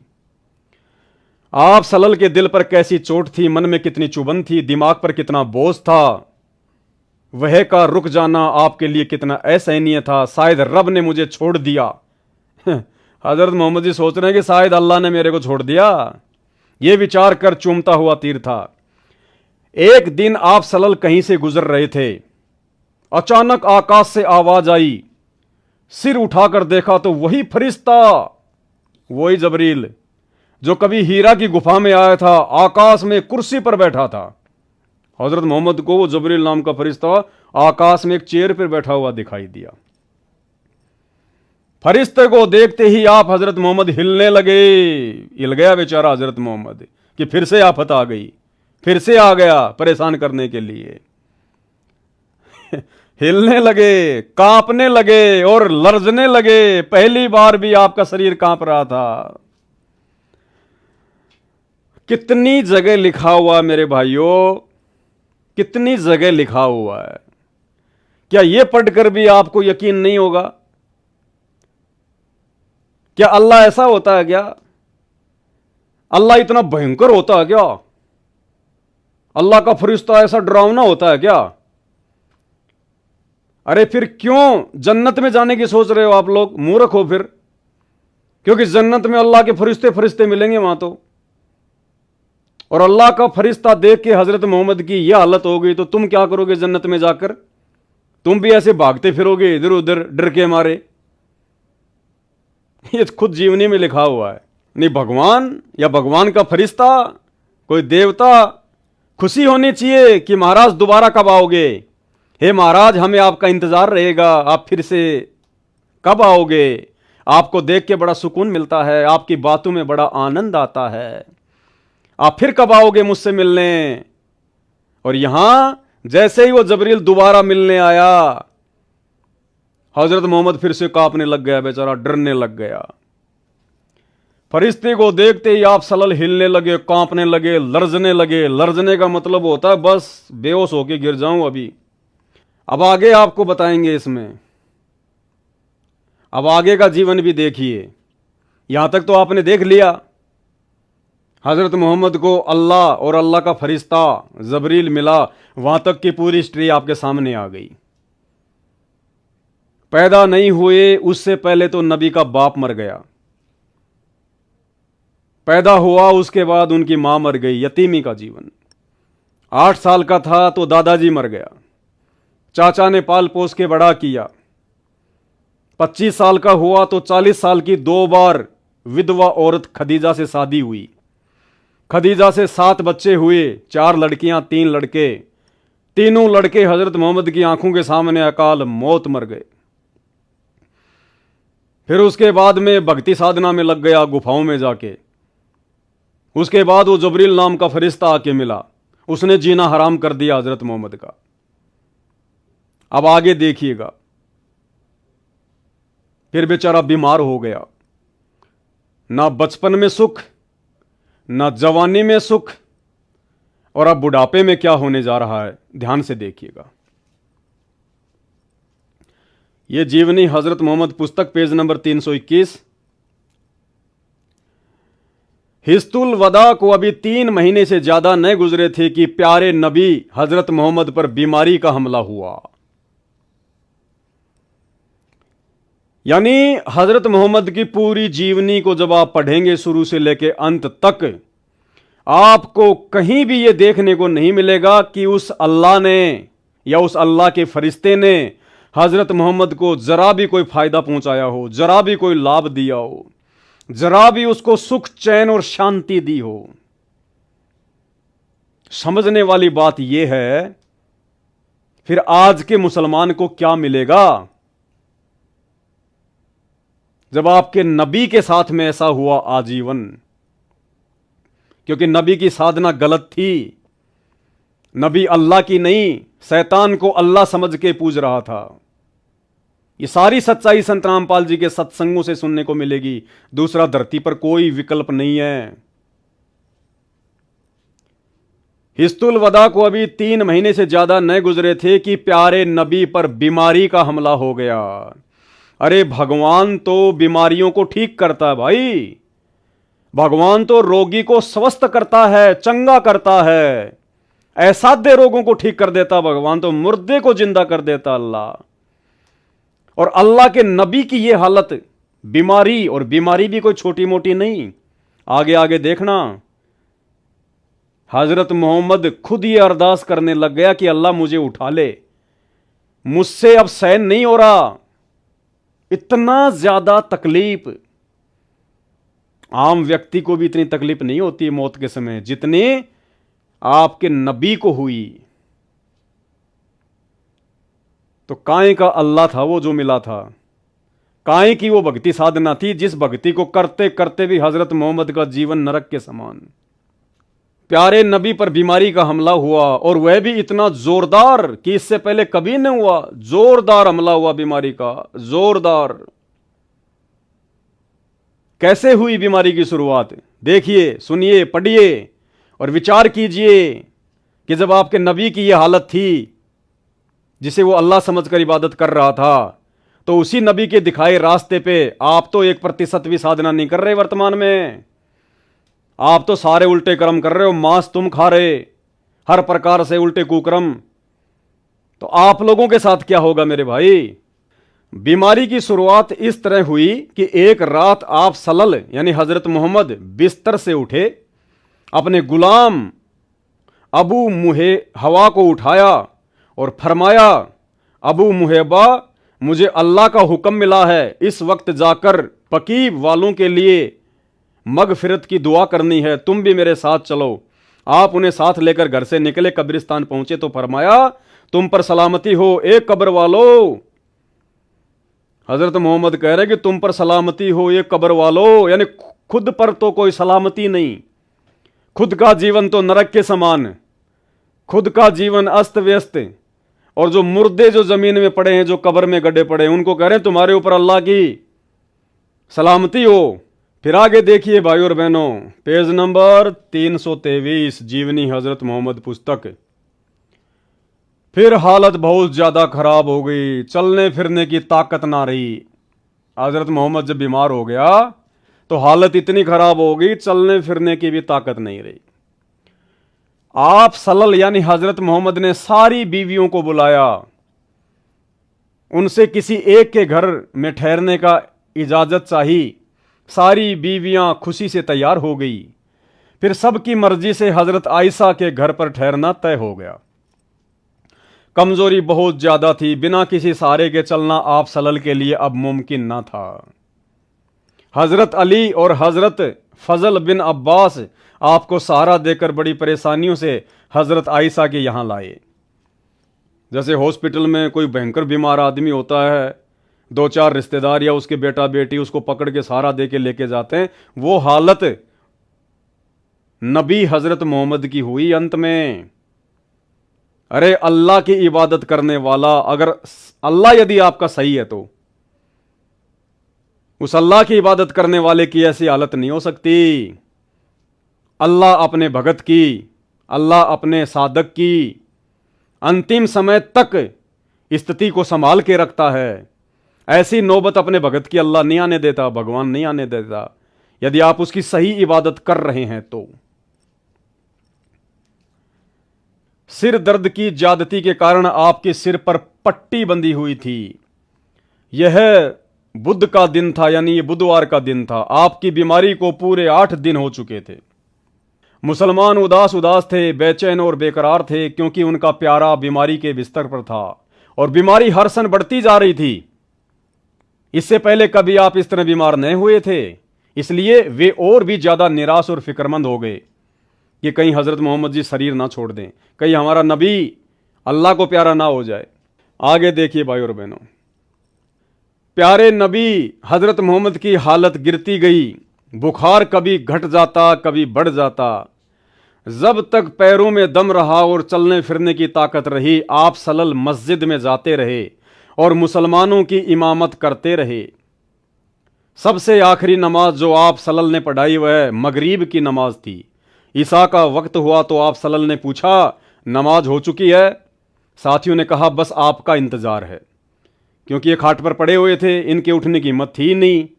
तो इन्होंने अपने साथियों से कहा कि नमाज हो गई? तो साथियों ने कहा, जी आपके उठने की इंतजार कर रहे हैं। आपने बर्तन में पानी भरवाया और गुसल किया। उठना चाहा तो बेहोश हो गए। नमाज के लिए भी उठ नहीं पा रहे थे। अल्लाह ने इतना भी सहारा नहीं दिया इनको अंत में, जबकि उम्र कोई ज्यादा नहीं थी इनकी कि कहीं कोई 150 साल की उम्र में जाके ये हालत हो गई हो। नहीं, ये इनकी मात्र 60 साल की उम्र की बातें हैं। 60-62 साल की, आगे आपको दिखाएंगे इसमें। अरे आज हमारे बॉलीवुड के सलमान खान हैं, उनकी उम्र हो गई 60 साल और देखो कैसे डांस करते हैं। और यहां नबी का क्या हाल हो गया, नबी के साथ में क्या हो गया? इतने बीमार हो गए, नमाज के लिए भी उठा नहीं जा रहा। नमाज के लिए भी अल्लाह ने हजरत मोहम्मद को क्या सहारा दिया और क्या उस अल्लाह की इबादत ने इनको सहारा दिया? तो आज के मुसलमानों को उसी इबादत से क्या सहारा मिलेगा मेरे भाई? अल्लाह को पहचानो। ये प्रमाण देखने के बाद भी अगर तुम्हारी आंखें नहीं खुलती हैं तो भाई आपसे बड़ा मंदबुद्धि व्यक्ति फिर कोई और नहीं हो सकता। भगवान आएगा, अल्लाह आएगा तो कोई ढोल बजा के नहीं आएगा, आडंबर पाखंड करके नहीं आएगा, सिर पे सींग लगा के नहीं आएगा। आप मुसलमान भाइयों के दिलो दिमाग में इन धर्मगुरुओं ने उल्टी पट्टी बैठा दी कि अल्लाह निराकार है, अल्लाह बेजून है, अल्लाह आता ही नहीं है, अल्लाह कभी धरती पे आता ही नहीं है। क्यों भाई? अल्लाह इतना कमजोर, इतना डरपोक है क्या जो धरती पर आने से वो डर रहा है? अगर अल्लाह ने ये धरती बनाई है, अल्लाह ने इंसान बनाए हैं, तो अपने बच्चों को संभालने के लिए अल्लाह नहीं आएगा क्या? अल्लाह की मर्जी, जब मर्जी आ जाए, वो जो मर्जी रूप बना के आ जाए। जैसे आज परम पूज्य सतगुरु रामपाल जी के रूप में आ गया अल्लाह, पहचानने वालों ने पहचान लिया, इबादत कर रहे हैं और वो सुख प्राप्त कर रहे हैं जिन सुखों की झलक हजरत मोहम्मद ने जीवन में देखी तक नहीं, देखी तक नहीं। संत रामपाल जी के भक्तों के इंटरव्यू सुन के देखना, लिखना यूट्यूब पर जाकर Sant Rampal ji follower interview on Sadhna TV channel, तुम्हारी आंखें फटी की फटी रह जाएंगी। अपोलो एम्स और पीजीआई के डॉक्टर भी हाथ खड़े कर लेते हैं कि ये तो कोई चमत्कार हो गया, मेडिकल साइंस में तो ये इलाज था ही नहीं, ये हो कैसे गया? खुद पूछते हैं वो डॉक्टर, तुम किसकी भक्ति करते हो? तुम्हारे गुरुजी तो परमात्मा भाई, क्योंकि अल्लाह ऐसा ही करता है। अल्लाह अपनी भक्ति करने वाले को ऐसे ही सुख देता है। आपने बर्तन में पानी भरवाया और गुसल किया, कुल्ला पानी किया। उठना चाहा तो बेहोश हो गए। कुछ देर के बाद होश आया तो पूछा नमाज हो गई? साथियों ने फिर कहा हुजूर का इंतजार है। आप फिर नहाए और उठना चाहा, इस बार भी बेहोश हो गए। इतनी बुरी हालत, इतनी खराब हालत, इतनी पतली हालत हजरत मोहम्मद की, अल्लाह की इबादत करते करते। लेकिन वो अल्लाह नहीं था भाई, शैतान था, शैतान। संत रामपाल जी 1994 से चिल्ला चिल्ला के बता रहे हैं कि हजरत मोहम्मद जिसे अल्लाह समझ के इबादत कर रहा था वो शैतान था, काल था। वो अपने नबियों को भी नहीं बख्शता है, जैसे उसने श्री राम को नहीं बख्शा।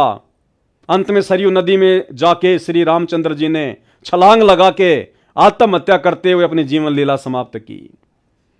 उसने अपने अवतार को भी नहीं बख्शा। उसने द्वापर में श्री कृष्ण जी को भी नहीं बख्शा।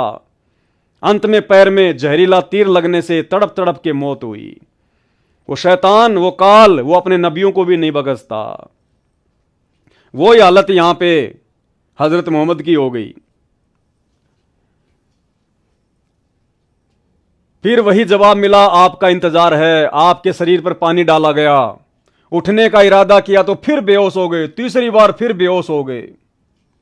इस बार होश आया तो फरमाया अबू बकर से कहो वे नमाज पढ़ाएं। हजरत मोहम्मद ने कहा कि मेरी तो हिम्मत है नहीं भाई, अबू बकर से कह दो, वो पढ़ा देगा नमाज। हजरत आयशा ने कहा ए अल्लाह के रसूल, उनकी आवाज बहुत धीमी है, कुरान पढ़ते हैं तो रोते हैं, लोग उनकी आवाज सुन नहीं सकेंगे। प्यारे नबी ने फरमाया उन्हीं से कहो नमाज पढ़ाएं। हजरत आयशा ने दोबारा वही बात दोहराई। प्यारे नबी तकलीफ से बेचैन थे, गुस्से से आवाज काफी बुलंद हो गई। हजरत मोहम्मद एकदम से चिल्लाया जोर से, गुस्से से, कि मेरी बात मान ही नहीं रहे, मैं बार बार कह रहा हूं।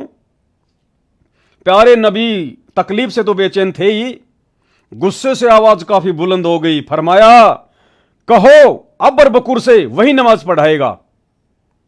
हजरत अबू बकर ने आदेश का पालन किया और आखिर तक वही नमाज पढ़ाते रहे। आगे देखिए, सुन लो, जिन लोगों ने पहले हिजरत की है उनके साथ हमेशा अच्छा बर्ताव करना। यानी जब हजरत मोहम्मद को लगा कि अब तेरी दाल गलने वाली नहीं है, अब तो तेरे प्राण पखेड़ू उड़ने वाले हैं, तेरी मृत्यु का समय निकट आ गया, अल्लाह तुझे कोई राहत दे नहीं रहा, तो हजरत मोहम्मद ने अपने फॉलोवर्स को जो उनके सामने बैठे हुए थे उनको शिक्षा देनी शुरू कर दी कि तुमने क्या करना है। सुन लो, जिन लोगों ने पहले हिजरत की है उनके साथ हमेशा अच्छा बर्ताव करना। मुहाजिर भी आपस में अच्छा सलूक करें, और हां, अंसार के साथ भी अच्छा सलूक करना। जो अंसार भलाई करें उनके साथ भलाई करना, जो गलती करें उन्हें माफ करना। फिर उससे क्या हो जाएगा भाई? ये सारी भलाई तो हजरत मोहम्मद भी कर रहे थे। हजरत मोहम्मद ने किसके साथ में बुरा बर्ताव किया? किसी के साथ नहीं किया, हमेशा सबके साथ में अच्छा सलूक करते थे। तो जब हजरत मोहम्मद ये सारी बातें कर रहे थे, उसके बावजूद भी उनकी ऐसी दुर्गति हो रही है, तो अब हजरत मोहम्मद के द्वारा जो शिक्षा दी जा रही है उन शिक्षाओं से बाकियों का क्या भला होगा भाई? क्या भला होगा? अब आगे देखिए फिर क्या हुआ। अंत में तकलीफ बहुत बढ़ गई, बुखार इतना तेज हुआ कि पूरा शरीर जलने लगा। चहेती बेटी फातिमा ने रोज बाप की खिदमत में हाजिर होती। आप उन्हें देखकर सने से खड़े हो जाते, उन्हें चूमते और अपने पास बिठा लेते। परंतु आज तो बला की बेचैनी थी, आज तो भयंकर पीड़ा हो रही थी हजरत मोहम्मद को, बहुत भयंकर बला की बेचैनी, यानी बिल्कुल असहनीय दर्द, असहनीय पीड़ा। अल्लाह के रसूल की ये हालत, अल्लाह कहां सो रहा था? अल्लाह कहां गायब हो गया था भाई? क्या अल्लाह भूल गया था अपने रसूल को? अगर भक्ति करते करते, अल्लाह की इबादत करते करते अल्लाह के रसूल को भी चैन नहीं, मरते वक्त भी चैन नहीं, तो आज उसी रसूल के नक्शे कदम पर चलने वाले मुसलमान समाज की क्या हालत होगी? आज बला की बेचैनी थी, कमजोरी भी बहुत ज्यादा थी। हजरत फातिमा आई तो आप उठकर प्यार न कर सके, यानी अपने बेटी को प्यार भी नहीं कर सके, वो उठ नहीं पाए। वे पास आई, स्वयं उन्होंने आपको चूमा और पहलू में बैठ गई। बुखार इतना तेज था कि बार बार आप सलल बेहोश हो जाते, पास ही एक बर्तन में ठंडा पानी था, आप उसमें हाथ डालते और चेहरे पर मलते। बेचैनी बहुत थी। ठीक उसी वक्त आपके होठ हिले और कानों से यह शब्द सुने। जो भी उन्होंने शिक्षा देनी थी वो दी। फिर देखिए आगे, कमजोरी इतनी ज्यादा थी कि पर्दा भी अच्छी तरह से न गिरा सके, पैरों पर खड़े होना भी कठिन था, लेकिन साथियों को खुश देखकर आप भी बेहद खुश थे। क्या खुशी होगी जब हालत इतनी भयंकर हो रही है।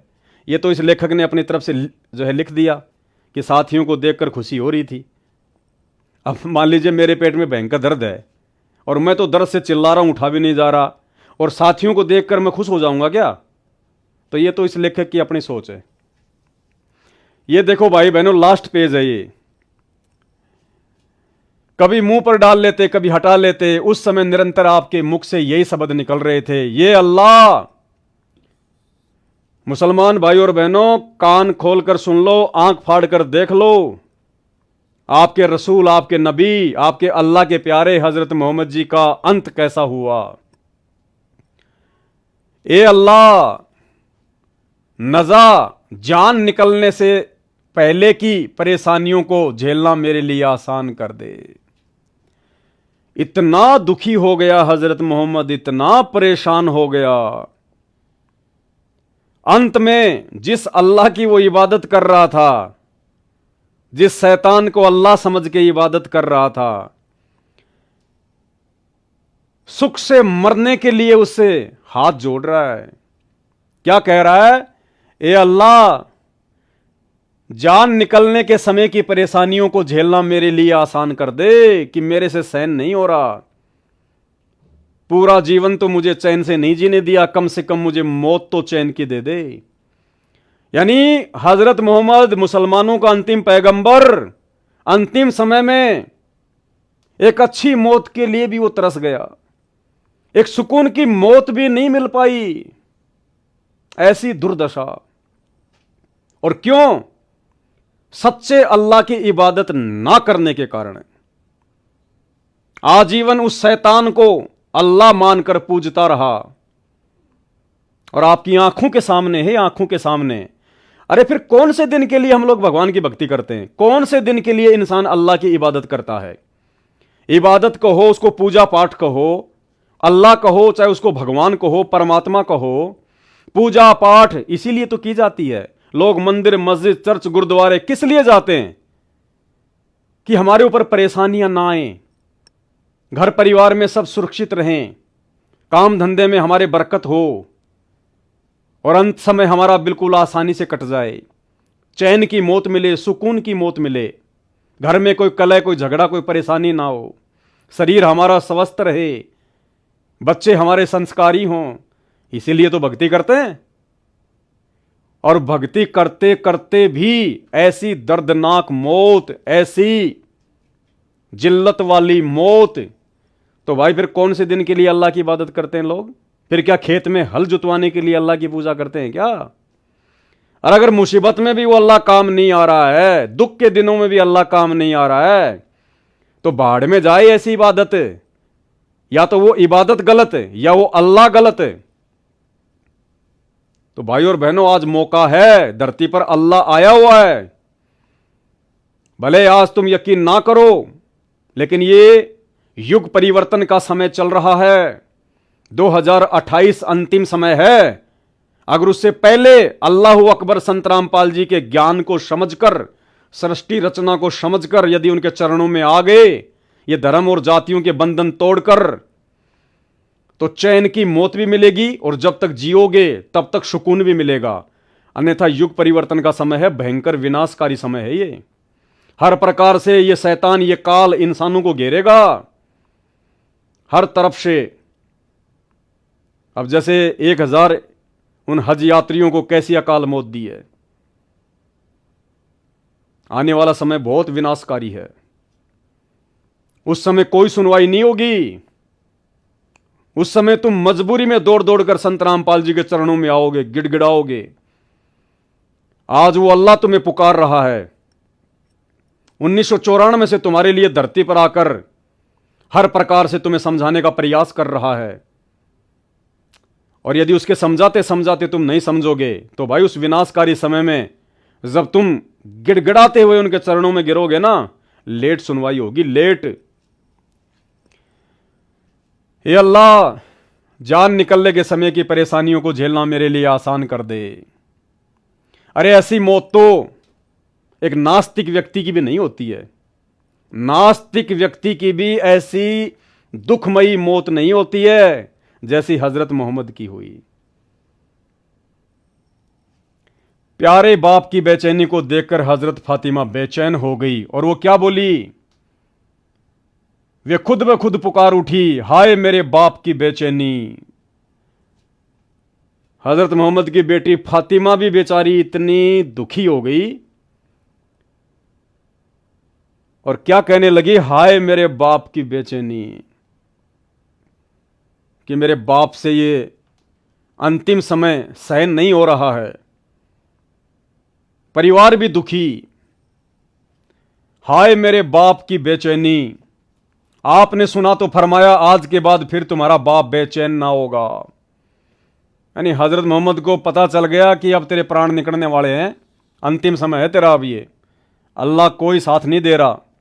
तो कहा कि बेटी आज के बाद तेरा बाप दोबारा से बेचैन नहीं होगा। यानी लास्ट समय चल रहा मेरा। दोपहर के बाद का समय था, सीने में सांस धड़ धड़ा रही थी। इतने में आप सलल के होठ हिले और कानों में ये आवाज आई, नमाज और गुलामों से अच्छा सलूक। यानी जाते जाते हम अपने फॉलोवर को शिक्षा दे रहे थे कि नमाज और गुलामों से अच्छा सलूक करना, जबकि खुद ने भी तो अच्छा सलूक किया था। फिर क्या हो गया? फिर हाथ ऊपर उठे, आप सल्लल्लाहु ने उंगली से इशारा किया और फरमाया, अब और कोई नहीं, बस वही सबसे बड़ा साथी। काहे का साथी? खुद की तो दुर्गति हो रही है और कह रहा वही सबसे बड़ा साथी। अरे वाह भाई वाह। यही कहते कहते हाथ लटकाए, आंखें छत से लग गई और पवित्र आत्मा रब से जा मिली। क्या करेगी उस रब से मिलके, जिस रब ने इस लोक में सुख नहीं दिया, परलोक में क्या सुख मिलेगा भाई? अरे जिसका ये लोक सुख नहीं, उसका परलोक कभी जिंदगी में सुखी नहीं हो सकता। सोमवार का दिन था, रबीउल अव्वल की 12 तारीख थी, हिजरत का 11वां साल था। जानिसारों की नज़र में दुनिया अंधेरी हो गई और दिल की बस्ती में सन्नाटा छा गया। निसंदेह हम अल्लाह के हैं और बेशक उसी की ओर लौटने वाले हैं। हे अल्लाह सलामती हो प्यारे नबी पर। हैं लोग क्या कह रहे हैं? हे अल्लाह सलामती हो प्यारी नबी पर। वो अल्लाह उस नबी की बात तो सुन नहीं रहा और तुम्हारी बात सुनेगा। अल्लाह ने जिसको नबी बनाया वो उसकी बात तो सुन नहीं रहा। बेचारा चिल्ला रहा था, हे अल्लाह, जान निकलने के समय की परेशानियों को झेलना मेरे लिए आसान कर दे। उसकी तो उसने सुनी नहीं। और जो पास में बैठे हुए थे वो क्या कह रहे हैं? हे अल्लाह सलामती हो प्यारे नबी पर। नबी की तो सुनी नहीं, तुम्हारी कहां से सुनेगा भाई? उनके संतान पर और उनके सब साथियों पर। इंतकाल के समय आप सल्लल्लाहु यानी हजरत मोहम्मद की उम्र 63 साल की थी। यानी अकाल मृत्यु मरा हजरत मोहम्मद, 63 साल की उम्र मात्र। जबकि आज के समय में भी इंसान 80, 90, 100 साल जीता है, जबकि वो तो 1200-1300 साल पहले का समय था। कितना अच्छा वातावरण था, कितना अच्छा खान पान था। उस समय तो लोग 150-150 साल जिया करते थे। 150-150 साल, 100 साल तो आम व्यक्ति जिया करता था जो भक्ति भी नहीं करता था। और ये देख लो इनके साथ में क्या बीता। कारण केवल एक ही कि हजरत मोहम्मद ने आजीवन कभी भी सच्चे अल्लाह की इबादत नहीं की। वो जिसे अपना अल्लाह समझ रहे थे भाई, वो शैतान था, शैतान। और आज का पूरा मुसलमान समाज, वो चाहे जो भी इबादत कर रहा है, वो शैतान की ही इबादत कर रहा है। खुद अपनी धार्मिक पुस्तकों के विपरीत इबादत कर रहा है। ये सारी बातें तुम मुसलमान भाइयों की पुस्तकों से, कुरान शरीफ, कुरान मजीद, तौरेत, जबूर, इंजल, इन्हीं से सतगुरु रामपाल जी परमेश्वर जी खोल खोल के दिखा रहे हैं। तुम्हारी पुस्तकों में लिखा हुआ है कि वो शैतान था या अल्लाह था। हजरत मोहम्मद ने अल्लाह की इबादत की या शैतान की इबादत की? और सच्चे अल्लाह की इबादत कौन बताएगा? सूरत फुरकानी 25 आयत नंबर 52 से 59 में साफ साफ लिखा हुआ है कि अगर तुझे उस अल्लाह अकबर की सही भक्ति की जानकारी प्राप्त करनी है तो किसी बाखबर से जा पूछ। बाखबर यानी तत्वदर्शी संत, भगवान का जानने वाला। और भाई आज तुम्हारा सौभाग्य है मुसलमानों, अगर समझ जाओ तो आज स्वयं वो अल्लाहु अकबर जो स्वयं ही बाखबर बन के आया हुआ है, तत्वदर्शी संत बन के आया हुआ है। गीता जी अध्याय 4 श्लोक 34 में जिसको तत्वदर्शी संत कहा गया है, और सूरत फुरकान 25 आयत नंबर 52 से 59 में जिसको बाखबर कहा गया है, जिसको इल्म वाला कहा गया है, जानने वाला कहा गया है, वो स्वयं सतगुरु रामपाल जी परमेश्वर जी हैं। और यही अल्लाह है और यही दुनिया के अंतिम पैगंबर हैं। हजरत मोहम्मद अंतिम पैगंबर नहीं थे, संत रामपाल जी परमेश्वर दुनिया के अंतिम पैगंबर हैं। पैगंबर यानी जो पैगाम लेके आता है अल्लाह का, तो ये स्वयं ही अल्लाह है, अपने आप को छुपाते हुए एक पैगंबर के रूप में आए हुए हैं, एक रसूल के रूप में आए हुए हैं, एक अवतार के रूप में आए हुए हैं। ये स्वयं ही अल्लाह हैं। तो विनती है, हाथ जोड़ के प्रार्थना है, मैंने अपनी तरफ से कुछ नहीं कहा है।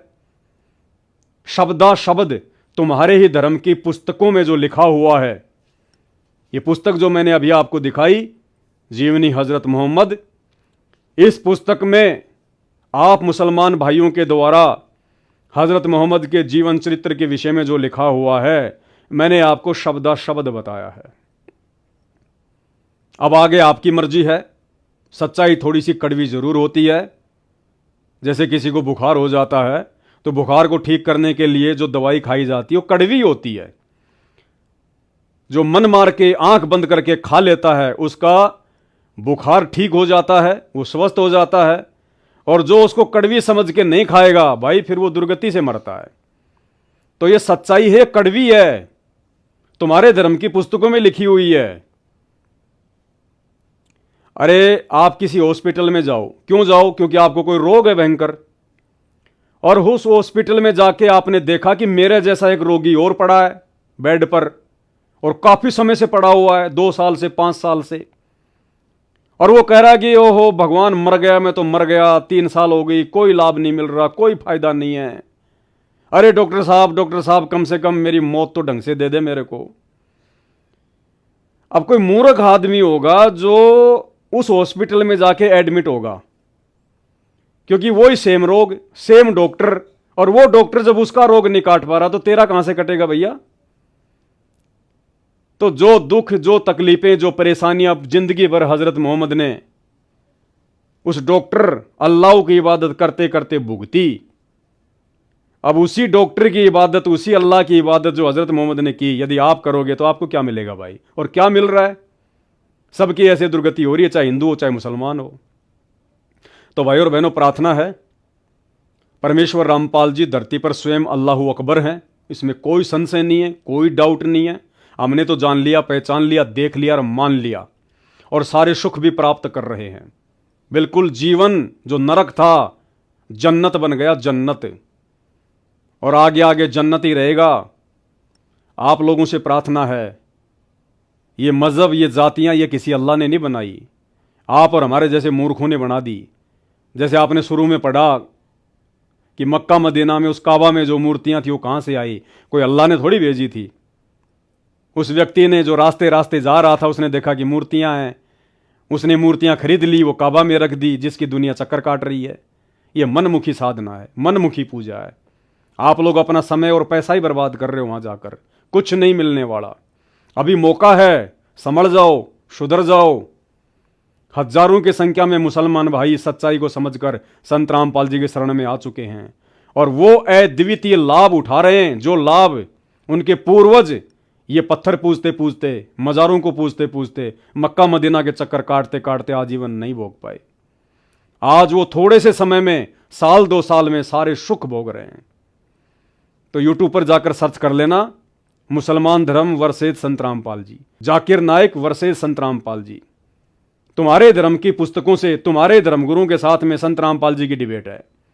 दूध का दूध, पानी का पानी किया हुआ है। और अगर बात समझ में आ जाए तो थोड़ा थोड़ा समय निकालना शुरू करो, आधा घंटा, 1 घंटा यूट्यूब पर, मोबाइल सबके हाथ में, उनके सत्संग सुनना शुरू करो। अगर अच्छी आत्मा होंगी तो समझ में आ जाएंगी, अन्यथा भाई वही दुर्गति होनी है जो मोहम्मद जी की हुई। तो आज के वीडियो में केवल इतना ही। बंदी छोड़ सतगुरु रामपाल जी परमेश्वर जी की जय हो।